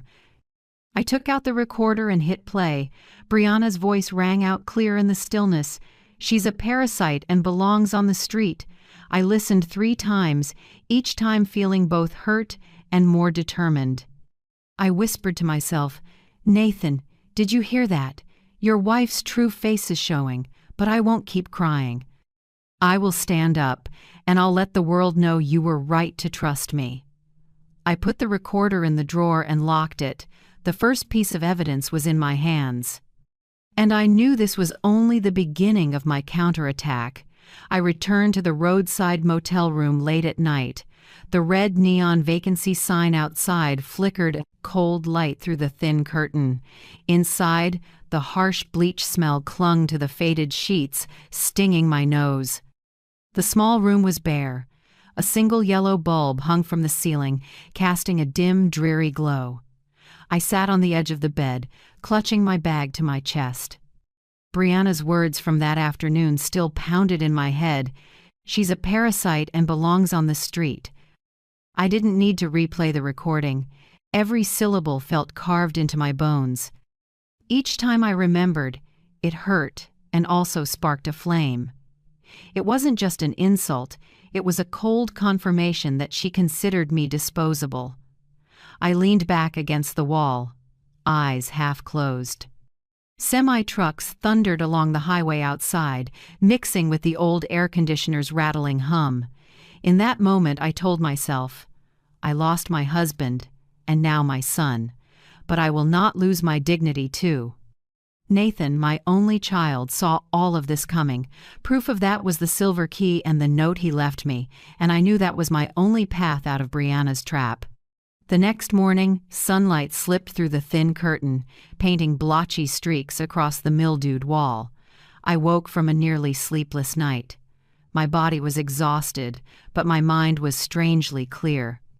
I washed my face with icy water from a rusty tap, then made instant coffee from the vending machine in the lobby. It burned bitter in my throat, but at least it woke me up. I sat at the wobbly wooden table and took out the envelope from Nathan. His familiar handwriting on the note made my hands shake. "Mom, please go see Mr. Harold Pierce." Below were the phone number and the law office address. I traced the letters as if touching Nathan's hand. I sat still the entire morning, a finger resting on the numbers. I didn't call yet, partly because I needed to calm down, and partly because I knew this call would open a new chapter, and once it began, there'd be no going back. I had to be ready, not a weeping, fragile mother, but a woman, prepared to fight for the right to exist. By late afternoon, my phone rang. An unknown number. I answered, and a steady, low male voice said, "Hello, I'm Harold Pierce, the attorney handling Nathan Hartley's legal matters. First, please accept my condolences for your loss." I gripped the phone, my throat tight. After a moment I answered, "Thank you, Mr. Pierce. Nathan, my son mentioned you. He trusted you." Harold's voice softened, a steadying anchor. "Yes, Nathan worked with me for some time. Before he passed, he left certain documents and instructed me to contact you. We should set up a meeting to clarify issues related to an addendum to the will. Could you come to my office next Tuesday at 2 p.m.? I nodded, knowing he couldn't see me.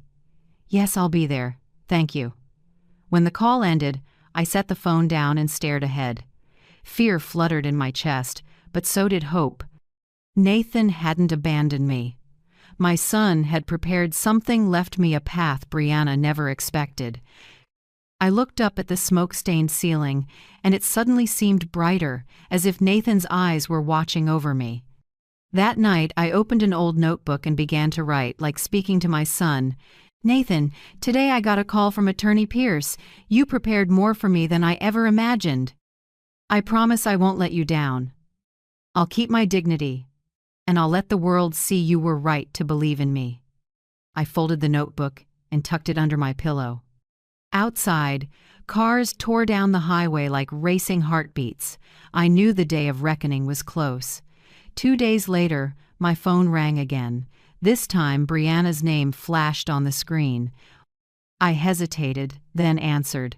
Her voice was sugary and strained. "Genevieve, I just want to make sure you're not planning to make trouble for me. We're still family, right? I think you should let things be. Staying quiet is best for everyone. Otherwise, no one will believe you anyway."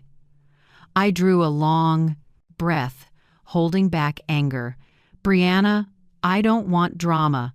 I only want Nathan to rest in peace. But remember this, I won't let anyone walk over me ever again." A short, mocking laugh crackled through the line. "And what do you think you can do? No one's on your side. People will just see a bitter old woman. You should disappear like you should have from the start." I closed my eyes and said nothing.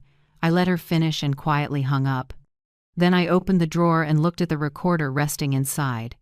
I knew that if needed, I had what I needed to protect myself. In the days that followed, I lived hour by hour. Each morning I put on my old coat and went out for a hot coffee from the convenience store near the motel. I sat in the corner and watched sunlight move across the room. My shaking eased, replaced by steady anticipation. I knew that by next Tuesday, everything would be different. In those quiet moments, I thought of Brianna. She was surely scheming, surely relieved she thought she'd forced me to sign. She didn't know the signature was invalid. She didn't know her cruel words were recorded. And most of all, she had no idea what Nathan had left for me. I looked at the silver key in my hand and squeezed it gently. A new game had begun, and this time I wouldn't be the passive one. The meeting with Attorney Harold Pierce came faster than I expected. All that morning my heart thudded like a drum. I wore a neat old navy dress and a gray cardigan. I wanted to look put together, not to show off, but to make sure Brianna saw I was still Genevieve Hartley, a woman with dignity, not the parasite she called me. The law office was in a 3-story red brick building downtown. When I arrived, the clock read 1:45. I sat in my car a few minutes, breathing deeply to steady myself. Through the window, I saw a silver BMW pull in. It was easy to recognize the woman who stepped out. Brianna, in a fitted black dress, blonde hair neatly curled. Next to her was Trent, her brother, in a crisp suit. I got out. Brianna's eyes met mine and briefly flickered, then hardened. She turned away without a hello. Trent leaned in to whisper to her, and they went inside quickly. I followed with my head high and my hands tight on my purse strap. The receptionist smiled and led us to a carpeted waiting room. It was still and quiet except for the ticking clock. Brianna sat across from me, legs crossed, fists tight on her designer bag. Every time she glanced up, her eyes slashed at me like knives. I stayed calm and even gave a faint smile, which only irritated her more. At exactly 2 p.m., the door opened and Harold Pierce walked in. He was in his 60s, silver-haired, tall and lean, with kind eyes behind silver frames. He greeted each of us, his voice low and steady. "Thank you all for coming. I know this is a difficult time, but Nathan left very specific wishes. I'll read the will exactly as written." We entered his office, a wide room with a polished mahogany desk and shelves full of files. I sat across from Brianna and Trent, so tense I could barely breathe. Harold began reading. The first part was what I expected: the house, the car, retirement accounts, and the life insurance, everything left to Brianna. She nodded repeatedly, lips curving into a smug smile.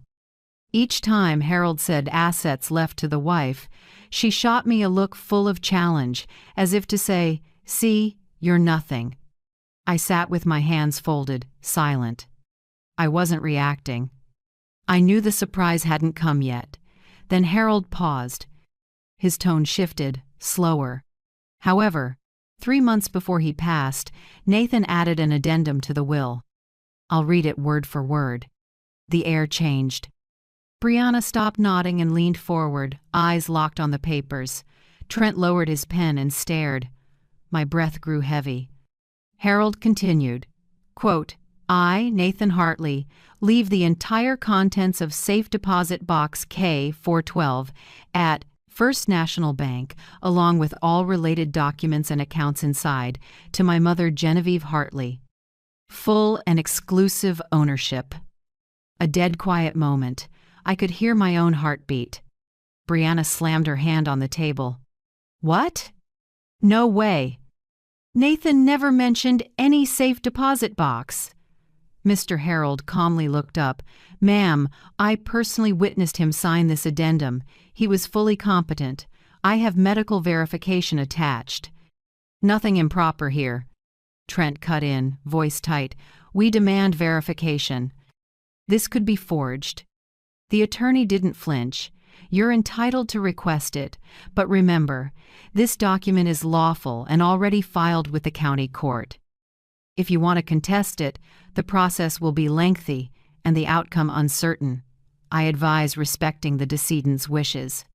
Brianna's face flushed. She bit her lip. I saw her hand tremble, though she tried to stay composed. She turned to me, eyes blazing. "You knew about this, didn't you?" "You put Nathan up to it!" I shook my head, speaking slowly. "No. I'm as surprised as you are. Nathan never told me about a safe deposit box. But maybe my son knew better than anyone that his mother needed protection." Brianna let out a short, brittle laugh. Trent placed a hand on her shoulder, whispered something, and both fell silent. "Mister." Harold took out a sealed envelope and handed it to me.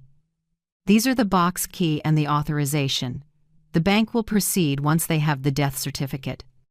"You have full access to the contents." I took it, my hand heavy yet oddly warm. Inside, I told Nathan, "Son, I understand now. You never abandoned me." Brianna's eyes locked on the envelope like she might snatch it. I saw fear there, not just anger. Maybe she knew the box held more than money. Maybe instinct made her panic, because she understood Nathan had seen her true nature. The meeting ended tight as a drawn wire. Brianna shot to her feet, her chair scraping back. With a bang, she yanked Trent's arm and stormed out. But before leaving, she turned, stared me down, and said each word, "Don't think you've won. I won't let this go." The door slammed. Only Harold and I remained. He looked at me with a faint smile. "Mrs. Genevieve, your son was very thorough. He planned for every scenario. Trust that he wanted you protected." I nodded, my throat tight. Tears welled up, but this time they weren't from despair. They were the tears of new strength and faith. Leaving the office, I stepped into the street. The late afternoon was chilly, wind tugging my cardigan. I held the envelope close and walked slowly. People rushed by, traffic flowed, yet I felt oddly comforted. In all this loss, I still had something precious: my son's quiet protection. And now it was the flame guiding me through whatever came with Brianna. I knew this was only the beginning. A small bomb had gone off, and the aftershocks would last. Brianna wouldn't sit still, but I wasn't the compliant mother anymore. I had evidence, a silver key, and most importantly, a reason to fight. Nathan, my son, had given me that faith, and I swore I wouldn't waste it.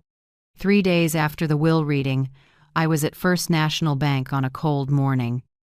The sky was slate gray, the April wind damp and gusty, whipping my hair. I wore a dark brown heavy coat, the envelope and silver key from Mr. Harold Pierce in hand. My heart pounded not from fear, but because I knew the truth Nathan had prepared for me lay beyond that steel door. The bank was busy, heels tapping on the marble floor. I went to the desk and showed my documents. The banker, a middle-aged woman named Peterson, looked up with kind sympathy. "Are you Mrs. Genevieve Hartley? We were expecting you. Please follow me." I nodded and followed her through several security doors. We stopped at a thick gray door with an electronic lock. Miss Peterson scanned her card and used a master key. My hands shook as I pulled the silver key from my pocket and turned the second lock. A click, the door swung open, and we stepped into a large room under fluorescent light. Box K412 sat on the third rack, long and heavy. I needed both hands to pull it. When the cold metal box settled on the table, I hesitated.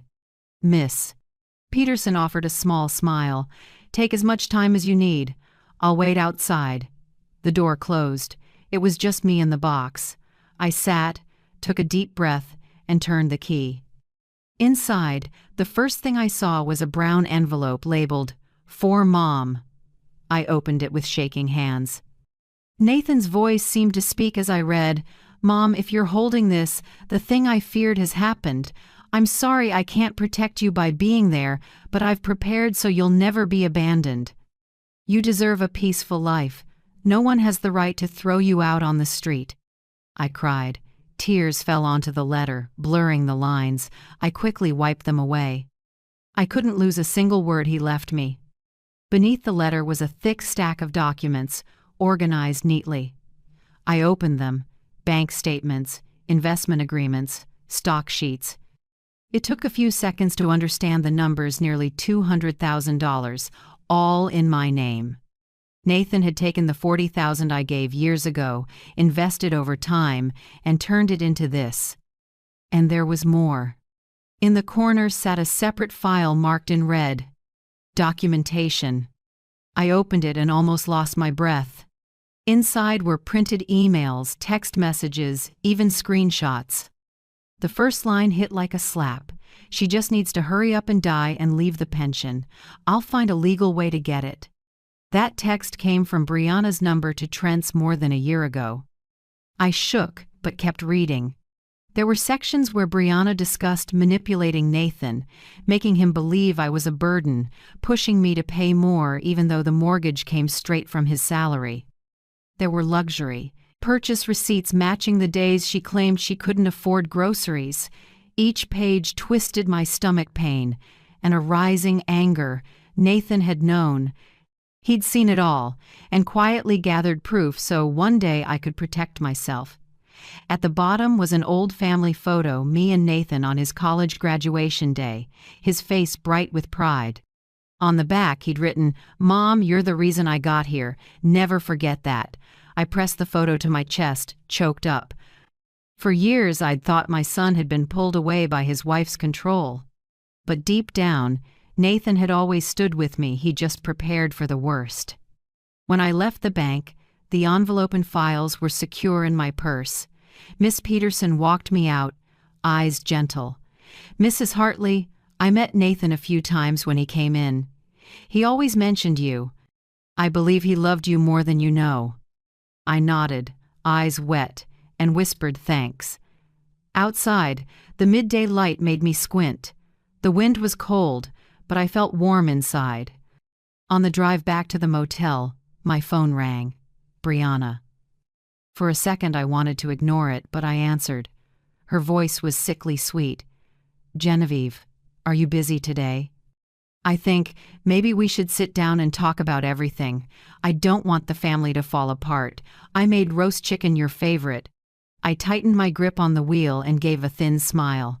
Sure, I'll come. I knew. She wasn't inviting me out of kindness. She'd heard about the box. Now she wanted to pry out whatever Nathan left. But this time, I wasn't coming empty-handed. I had truth, evidence, money. I had my son's quiet protection. That meeting would be our first face-off since the will reading, and this time I wouldn't just defend. I'd test her, so she'd see I was no longer the compliant mother-in-law. I drove slowly, sunlight flashing off the windshield, my lips pressed tight. Inside, I spoke to Nathan. Thank you, son. I found my weapon, and I'll use it at the right moment so you can rest, and the truth can see daylight. The lunch date with Brianna fell on a clear noon, sunlight slicing through my windshield so bright I had to pull the visor down. I drove my old car, emotions roiling. From the moment I left the bank, I knew her invitation wasn't about family, it was just another trap, but this time, I was ready. Brianna's house sat on a quiet suburban street. It was still the place I'd lived for 2 years, yet it now felt unsettlingly foreign. When I parked, the door opened. Brianna stood there in a pristine white dress, smiling warmly as if nothing had ever happened. "Genevieve, you're here. I'm really glad," she chirped, honey-sweet voice, eyes cold as ice. I nodded slightly, carrying a small bag. Inside was the gift I'd chosen on purpose, a framed photo of Nathan on his graduation day. I was sure Brianna had never seen it, because back then she hadn't yet entered my son's life. Inside, I hesitated. The dining room gleamed. A white cloth covered the table, a neat vase of red roses in the center. Fine, gold-rimmed china was set like a banquet. Roast chicken, salad, white wine, everything staged perfectly, like props for a performance. "Please sit, Mom," Brianna said, pulling out a chair like the devoted daughter-in-law. If I hadn't known her true face, I might have believed she wanted to make peace. I set the gift bag on the table and smiled. "I brought you something small, thought you should have it." Brianna tore the wrapping open. Seeing Nathan in his cap and gown, face glowing with pride, her expression softened only for a moment. The fake smile snapped back into place. "Beautiful picture." "Thank you, Mom," she said, setting the frame aside. I noticed she didn't handle it gently, just brushed it off like a prop she didn't need. Saturday. Brianna poured wine and handed me a glass. "To Nathan," she said, with staged emotion. I clinked lightly and took a small sip. Inside, I reminded myself, stay calm, observe, don't rush. Lunch slid by in small talk. Brianna talked about repairs the house needed and rising expenses. I knew she was setting the stage. I stayed quiet and let her tangle herself in her own sugary web. Finally, after a few fluffy stories, Brianna set down her utensils, propped her chin on her hand, and smirked. "Genevieve, I know you went to the bank. I'm not stupid." "So, what did you find in the box?" I looked up, playing dumb. "Oh, nothing much. Just a few old photos, some keepsakes." Nathan was sentimental like that. Brianna narrowed her eyes. I saw suspicion flicker, then she gave a thin smile. "Really? I think there must be something more valuable." Nathan wouldn't keep a whole safe deposit box for a few pictures. I shrugged, feigning indifference. Meanwhile, my hand quietly placed a black pen on the table next to the water glass. It wasn't a normal pen, it was the mini recorder I'd bought after the first time I captured her cruel words. A light press at the top, and the entire conversation would be saved. And I had just pressed it. Brianna poured herself more wine, took a long sip, then lowered her voice. "Genevieve, we're both adults. I'll be blunt. If you cooperate, I'll give you a cut. We both know Nathan left something, and it's better for everyone if we make a private deal. You'll have money to rent a place, and I won't have to drag this into court. Win-win." I sat still. looking straight into those glossy, fake eyes. For a moment, I saw the real face peeking out from under the makeup. That offer wasn't just greed, it was open contempt. I nodded slightly, my voice shaky, pretending to think. You really believe Nathan would want me to hide what he left? Brianna jumped in immediately. Don't bring up Nathan. He's dead. We have to be practical. If you're smart, you'll work with me. If not, you'll get nothing but a few meaningless photos. I bit my lip, bent to pick up my napkin, and hid a bitter smile. In my pocket, the pen recorder was capturing everything. If you cooperate, I'll give you a cut, was the second noose, tightening around Brianna's neck. Lunch dragged on a few more minutes under a quiet tension. Brianna kept painting a picture of mutual cooperation, and I just nodded, letting her talk.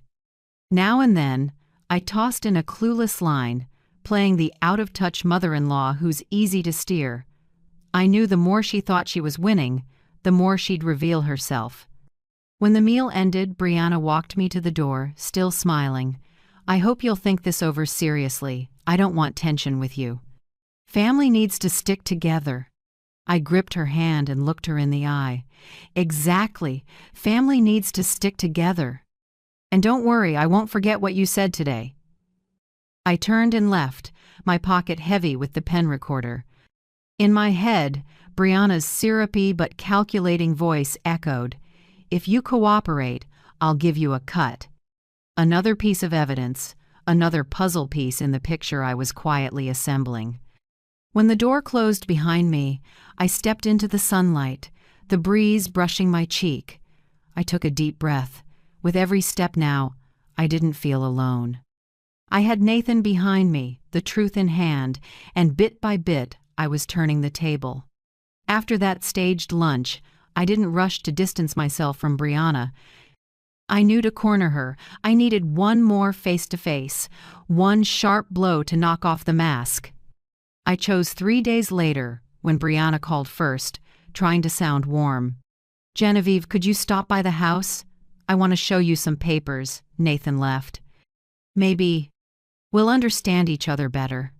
Her voice was sugary, but I could smell the scheme. I agreed immediately. I had my own plan. Brianna's living room gleamed, fresh flowers on the table, leather sofas polished. She wore a red dress, makeup carefully done like she was prepping for a high-profile meeting. I sat, set my purse beside me, folded my hands, and kept my expression calm. Thank you for coming, Brianna began with a half-smile. I think we need transparency to avoid misunderstandings. I don't want family tension. I waited a few seconds, then pulled a printed screenshot from my pocket. I set it gently on the table and slid it toward her. Brianna's eyes shifted from curious to stunned as she read the clear words, Parasite. If Nathan dies, I'm turning her room into a home gym like I promised. The text was sent from her phone to Trent. Her face went pale. Her lips quivered. This isn't mine. Someone faked it. I smirked slightly, my tone even. Really? Because I have the originals on the drive. Nathan kept timestamps, phone numbers, and images. Who do you think a court will believe? An elderly mother with no reason to fabricate, or a widow with plenty of motive and gain? The room grew heavy. Brianna's hand trembled as she reached to snatch the page, but I pulled it back. I stared straight at her without blinking. And there's more, I said, taking out a thick, clipped stack. I dropped it on the table with a thud that made her jump. I plan to hold this back, but maybe you need a reminder. These are your credit card statements. $15,000 spent the month Nathan died. High-end spa, New York hotel, designer clothes. And here, I flipped pages and pointed to a line, is the day you asked me to help cook for the funeral reception the same day your card ran nearly $3,000 for a dress. And this is what you call financial hardship? Brianna froze. Her eyes went wide, lips shaking, but no words came out. I leaned back, my voice lower but sharp. Nathan saw it all. My son didn't say much, but he quietly kept records. Every bill, every text, every snide remark you made behind my back. And now it's all here." Brianna clutched her chest, her face ashen like her mask had been ripped off. She stammered, "Genevieve, I was overwhelmed. I needed to blow off steam." I let out a dry laugh. "Blow off steam? With Nathan's money, with lies, by turning a widowed mother into a joke among your friends?" I didn't raise my voice, but each word hit the table like a hammer, driving her further down. Her fingers dug into her palms. I knew she was spiraling, and that's exactly what I wanted. I leaned in and lowered my voice. "The most interesting part is, I still haven't shown the heaviest evidence. What you've seen is only the surface. Nathan left plenty more enough to shred your reputation if I choose, but I'm not rushing. I want you to sit with it and understand the ledge you're standing on." The silence was so complete I could hear the clock ticking on the wall. Brianna looked up, fear and hate tangled in her eyes. But I wasn't shaking anymore. I'd come too far to back down. I stood, straightened my coat, and spoke calmly. "Thanks for lunch the other day. And thanks for proving Nathan was right to believe his mother needed to prepare. Remember this, Brianna, I haven't made any of this public. But if you keep thinking about tossing me out, these papers will speak for me." I gathered everything into my bag and walked to the door. Before closing it, I turned back. "Oh, and remember, everything you said yesterday and today didn't disappear. It's in my hands. You decide how you want to be remembered." The door shut, leaving Brianna slumped in her fancy living room, face ashen. Outside, I drew in the cold air. The documents in my purse felt heavy like living proof. I knew the fight wasn't over, but with each step, I was flipping the script. Most of all, for the first time in years, I didn't feel cornered. A week later, an invitation from Brianna arrived. She called it a gathering to honor Nathan, just a small get-together for family and close friends. I held the card, feeling something off. The same woman who coldly kicked her mother-in-law out right after the funeral now wanted a memorial party? I knew immediately. This wasn't about Nathan. It was a stage for Brianna to keep playing the perfect widow. I decided to go, but this time, not empty-handed. In my purse, the documents and the pen recorder quiet weapons Nathan left me were ready. I knew the stage Brianna built would be the perfect place to strip off her mask. That evening, I arrived early. The house glowed with lights, white flowers lined the walkway, and scented candles filled the living room. On the long, lace-covered table were framed photos of Nathan, but almost all chosen by Brianna. Wedding shots, vacations, the two of them smiling. I noticed not a single photo of Nathan with me. Guests trickled in. I sat quietly in a corner, watching. Brianna wore a long black dress, hair in a sleek bun, makeup immaculate. She floated around the room with a wine glass, chatting up everyone. Her eyes watered, her voice trembled. Life is so empty without Nathan. He was my whole world. Family members nodded, some wiped tears, others patted her shoulder. I stayed silent, an outsider in the room. But inside, my heartbeat slowed, waiting for the right moment. Midway through, Brianna stood in the center and raised her glass. Her voice shook like she was holding back pain. "Thank you all for being here to remember my husband. Nathan was a wonderful man, and I only hope to live in a way worthy of his love." Applause filled the room. A few relatives whispered praise about her strength. I shivered, but I knew in seconds that admiration would turn to shock. I stood and spoke evenly. "Excuse me, I have something to share." All eyes swung to me.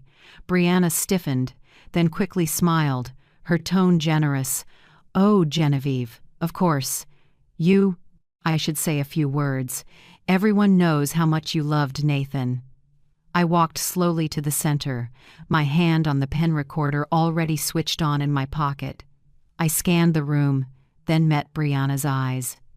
She gave a small nod to proceed. I set the pen on the table. A soft click sounded as I hit play. Brianna's voice filled the room, clear, cold, nothing like the weeping woman in front of them. She's just an extra expense. Once the funeral's done, I'm turning her room into a home gym.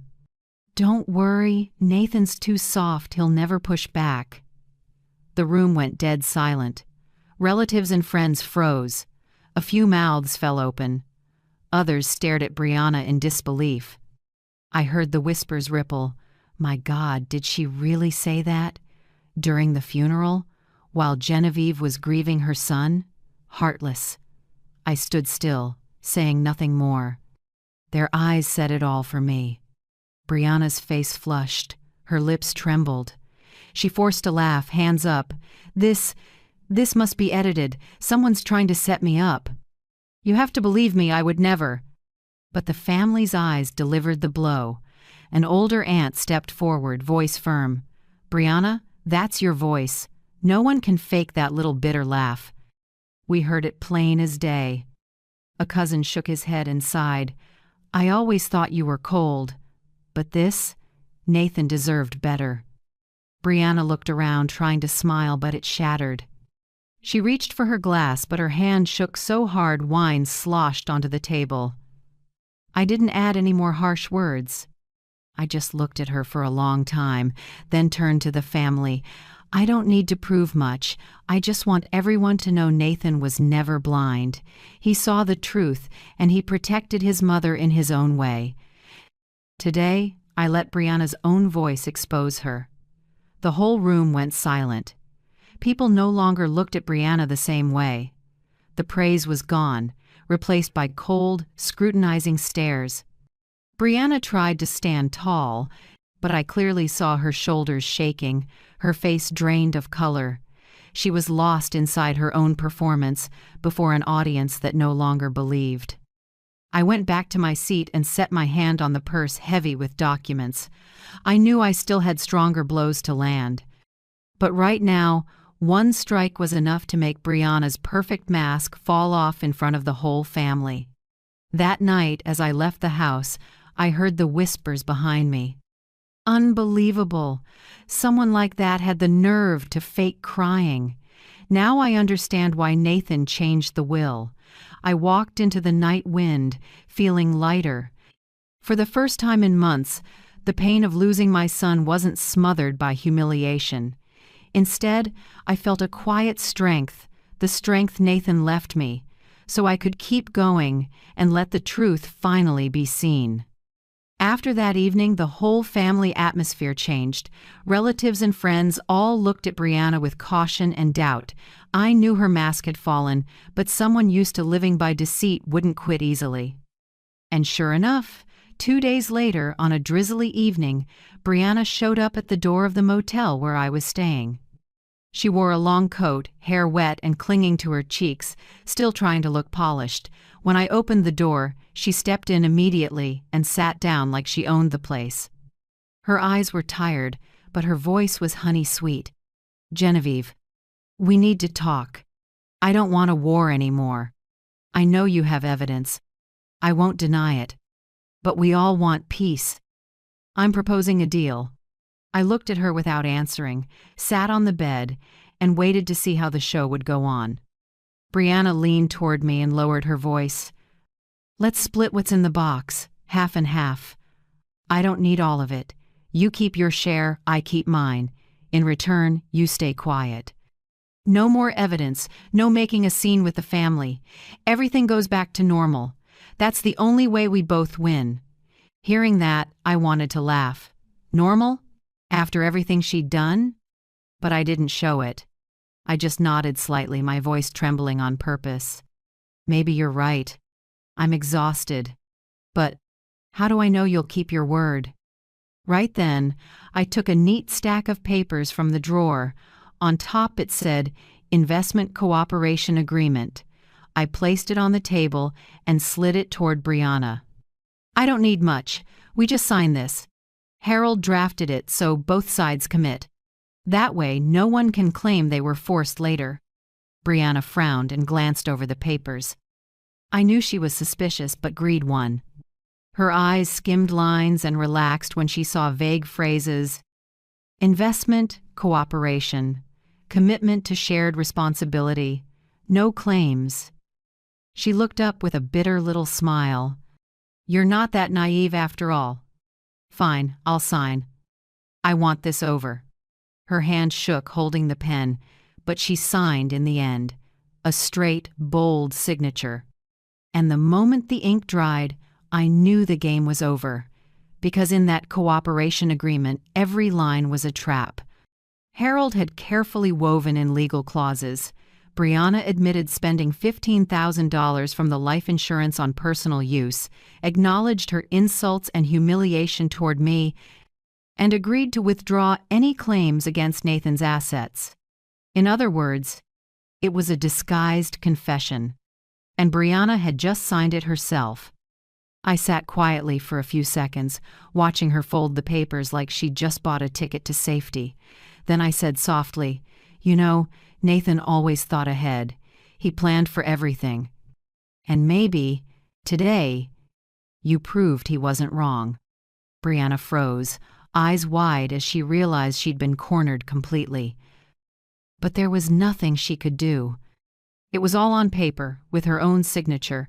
She jumped up, face white, voice cracking. You tricked me." I answered calmly, "No, Brianna. Your greed and contempt tricked you. I only handed you a pen rest you chose." Rain tapped the motel window. Brianna stood there a moment, then suddenly turned and left. The door slammed, leaving an oddly peaceful quiet. I stayed seated, running my hand over the freshly signed papers. Tears fell, but not from helplessness. They were the tears of a mother who had suffered loss and humiliation, and finally found her dignity again. That night I opened the window and let the night air in. I looked up at the murky sky and whispered, "Nathan, you did it. You're still protecting me even when you're not here. And I promise, from now on, I'll live without bowing my head." I knew it wasn't entirely over with Brianna, but with her written confession and the evidence I held, she couldn't touch me anymore. The game was finished, and for the first time, I was the one who won the match. After the night Brianna put her name on that fateful paper, I knew it was closed. But with someone who lives by schemes, I could never be careless. I needed a new start, a place where each morning I woke up wasn't haunted by my former daughter-in-law's cold stare. I started looking for a home, nothing fancy, nothing flashy, just a small apartment with enough light and quiet so my footsteps wouldn't be treated like noise. And then I found it a third-floor unit with windows facing the town park. Wide glass brought sunlight into the living room where I set an old moss-green armchair.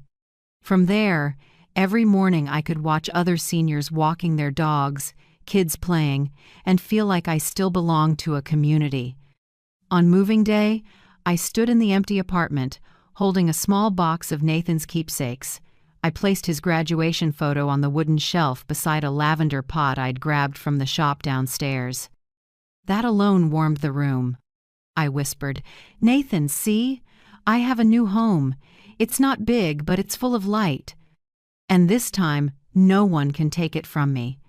In the first week, I joined the Seniors Women's group at the church near the park.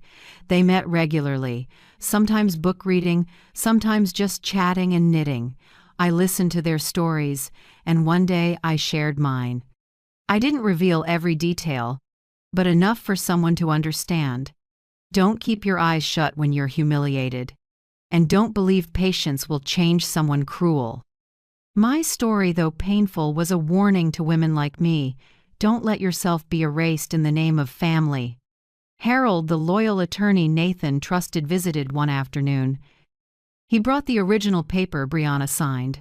Setting it on the table, he looked at me and said, "If she bothers you again, we have a weapon. This document is strong enough for any court to shut Brianna down. You don't need to worry anymore." I smiled, for the first time feeling a weight lift off my shoulders.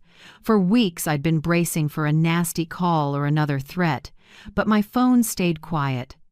No calls, no messages, She vanished into the shadows where people who've lost their credibility hide behind silence. Still, I stayed careful. One morning I sat at my small desk, opened my laptop, and plugged in a new USB drive. I transferred every copy of the evidence, recordings, screenshots of messages, and the credit card statements Harold had helped pull. I sealed the USB in a thick envelope and mailed it to a backup law office, Harold's close friend in Boston. If anything happened to me, everything would be released automatically. That was my justice insurance. The final trap so Brianna could never crawl back up. That evening I sat alone on my balcony watching the streetlights cast gold over the trees. No more fake sobbing, no more whispered contempt.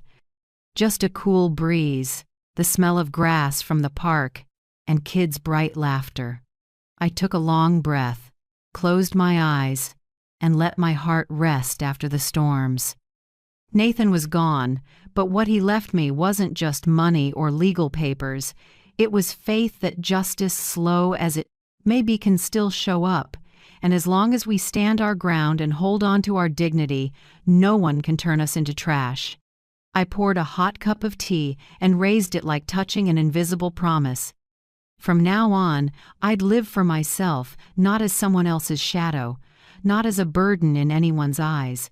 I'd live as a free woman, with a small, sunlit home and the belief that justice had been sown. Some mornings I wake in my little apartment and open the window to let the sun flood the room. On the table, Nathan's framed photo sits straight, his gentle smile reminding me, "Mom, you're never alone." I pour coffee, listen to sparrows chirp outside, and realize, finally, I can breathe like a normal person again. Justice doesn't always come from courtrooms or loud verdicts. Sometimes it happens quietly through evidence, signatures, and the persistence of a heart that refuses to break. I didn't need to publicly humiliate Brianna. I just needed her to fall into her own trap. And she did. Sometimes I wonder, if Nathan were still here, what would he think? Maybe he'd hug me tight and say, "Mom, you're stronger than I thought." I know the pain of losing him will never fully fade. But within that pain, I found strength. I stood up. I wouldn't let anyone define my worth or turn me into a shadow with their insults. Sometimes I stroll in the park and chat with a few ladies from the group. They listen wide-eyed, then nod. You did what many of us wouldn't dare. I don't see myself as a hero. I'm a mother, a widow, an older woman who knows silence can be more dangerous than confrontation. Every night before bed, I still check the backup USB, looking at the neatly stored files. I don't need to use them, but knowing they exist lets me sleep. It's not just justice insurance for me. It's a reminder that truth is stronger than lies if we hold it steady. Writing down this story, I'm not seeking pity. I want to leave a message for anyone whose pastor felt belittled or trampled. Don't ever think age or loneliness makes you weak. Don't be afraid to stand up. Sometimes a single piece of paper, a pen, or a tiny recorder is enough to turn your life around. I lost my son, but I didn't lose myself. That's why I can sit here and tell you this with calm conviction. Justice always finds its way. Before I end, I want to thank everyone who stayed with me to the very end of this story. Your presence wherever you are makes me feel less alone. Where are you listening from? Please share your city or country in the comments. I'd love to know how far my story has traveled. If this touched your heart, please like the video, share it with someone you care about, and don't forget to subscribe so we can keep walking together through the next stories. Every comment, every view, every bit of empathy you've given is the greatest gift to me at my age. Wherever you are, may each of us find light, find justice, and most of all, find peace in our hearts.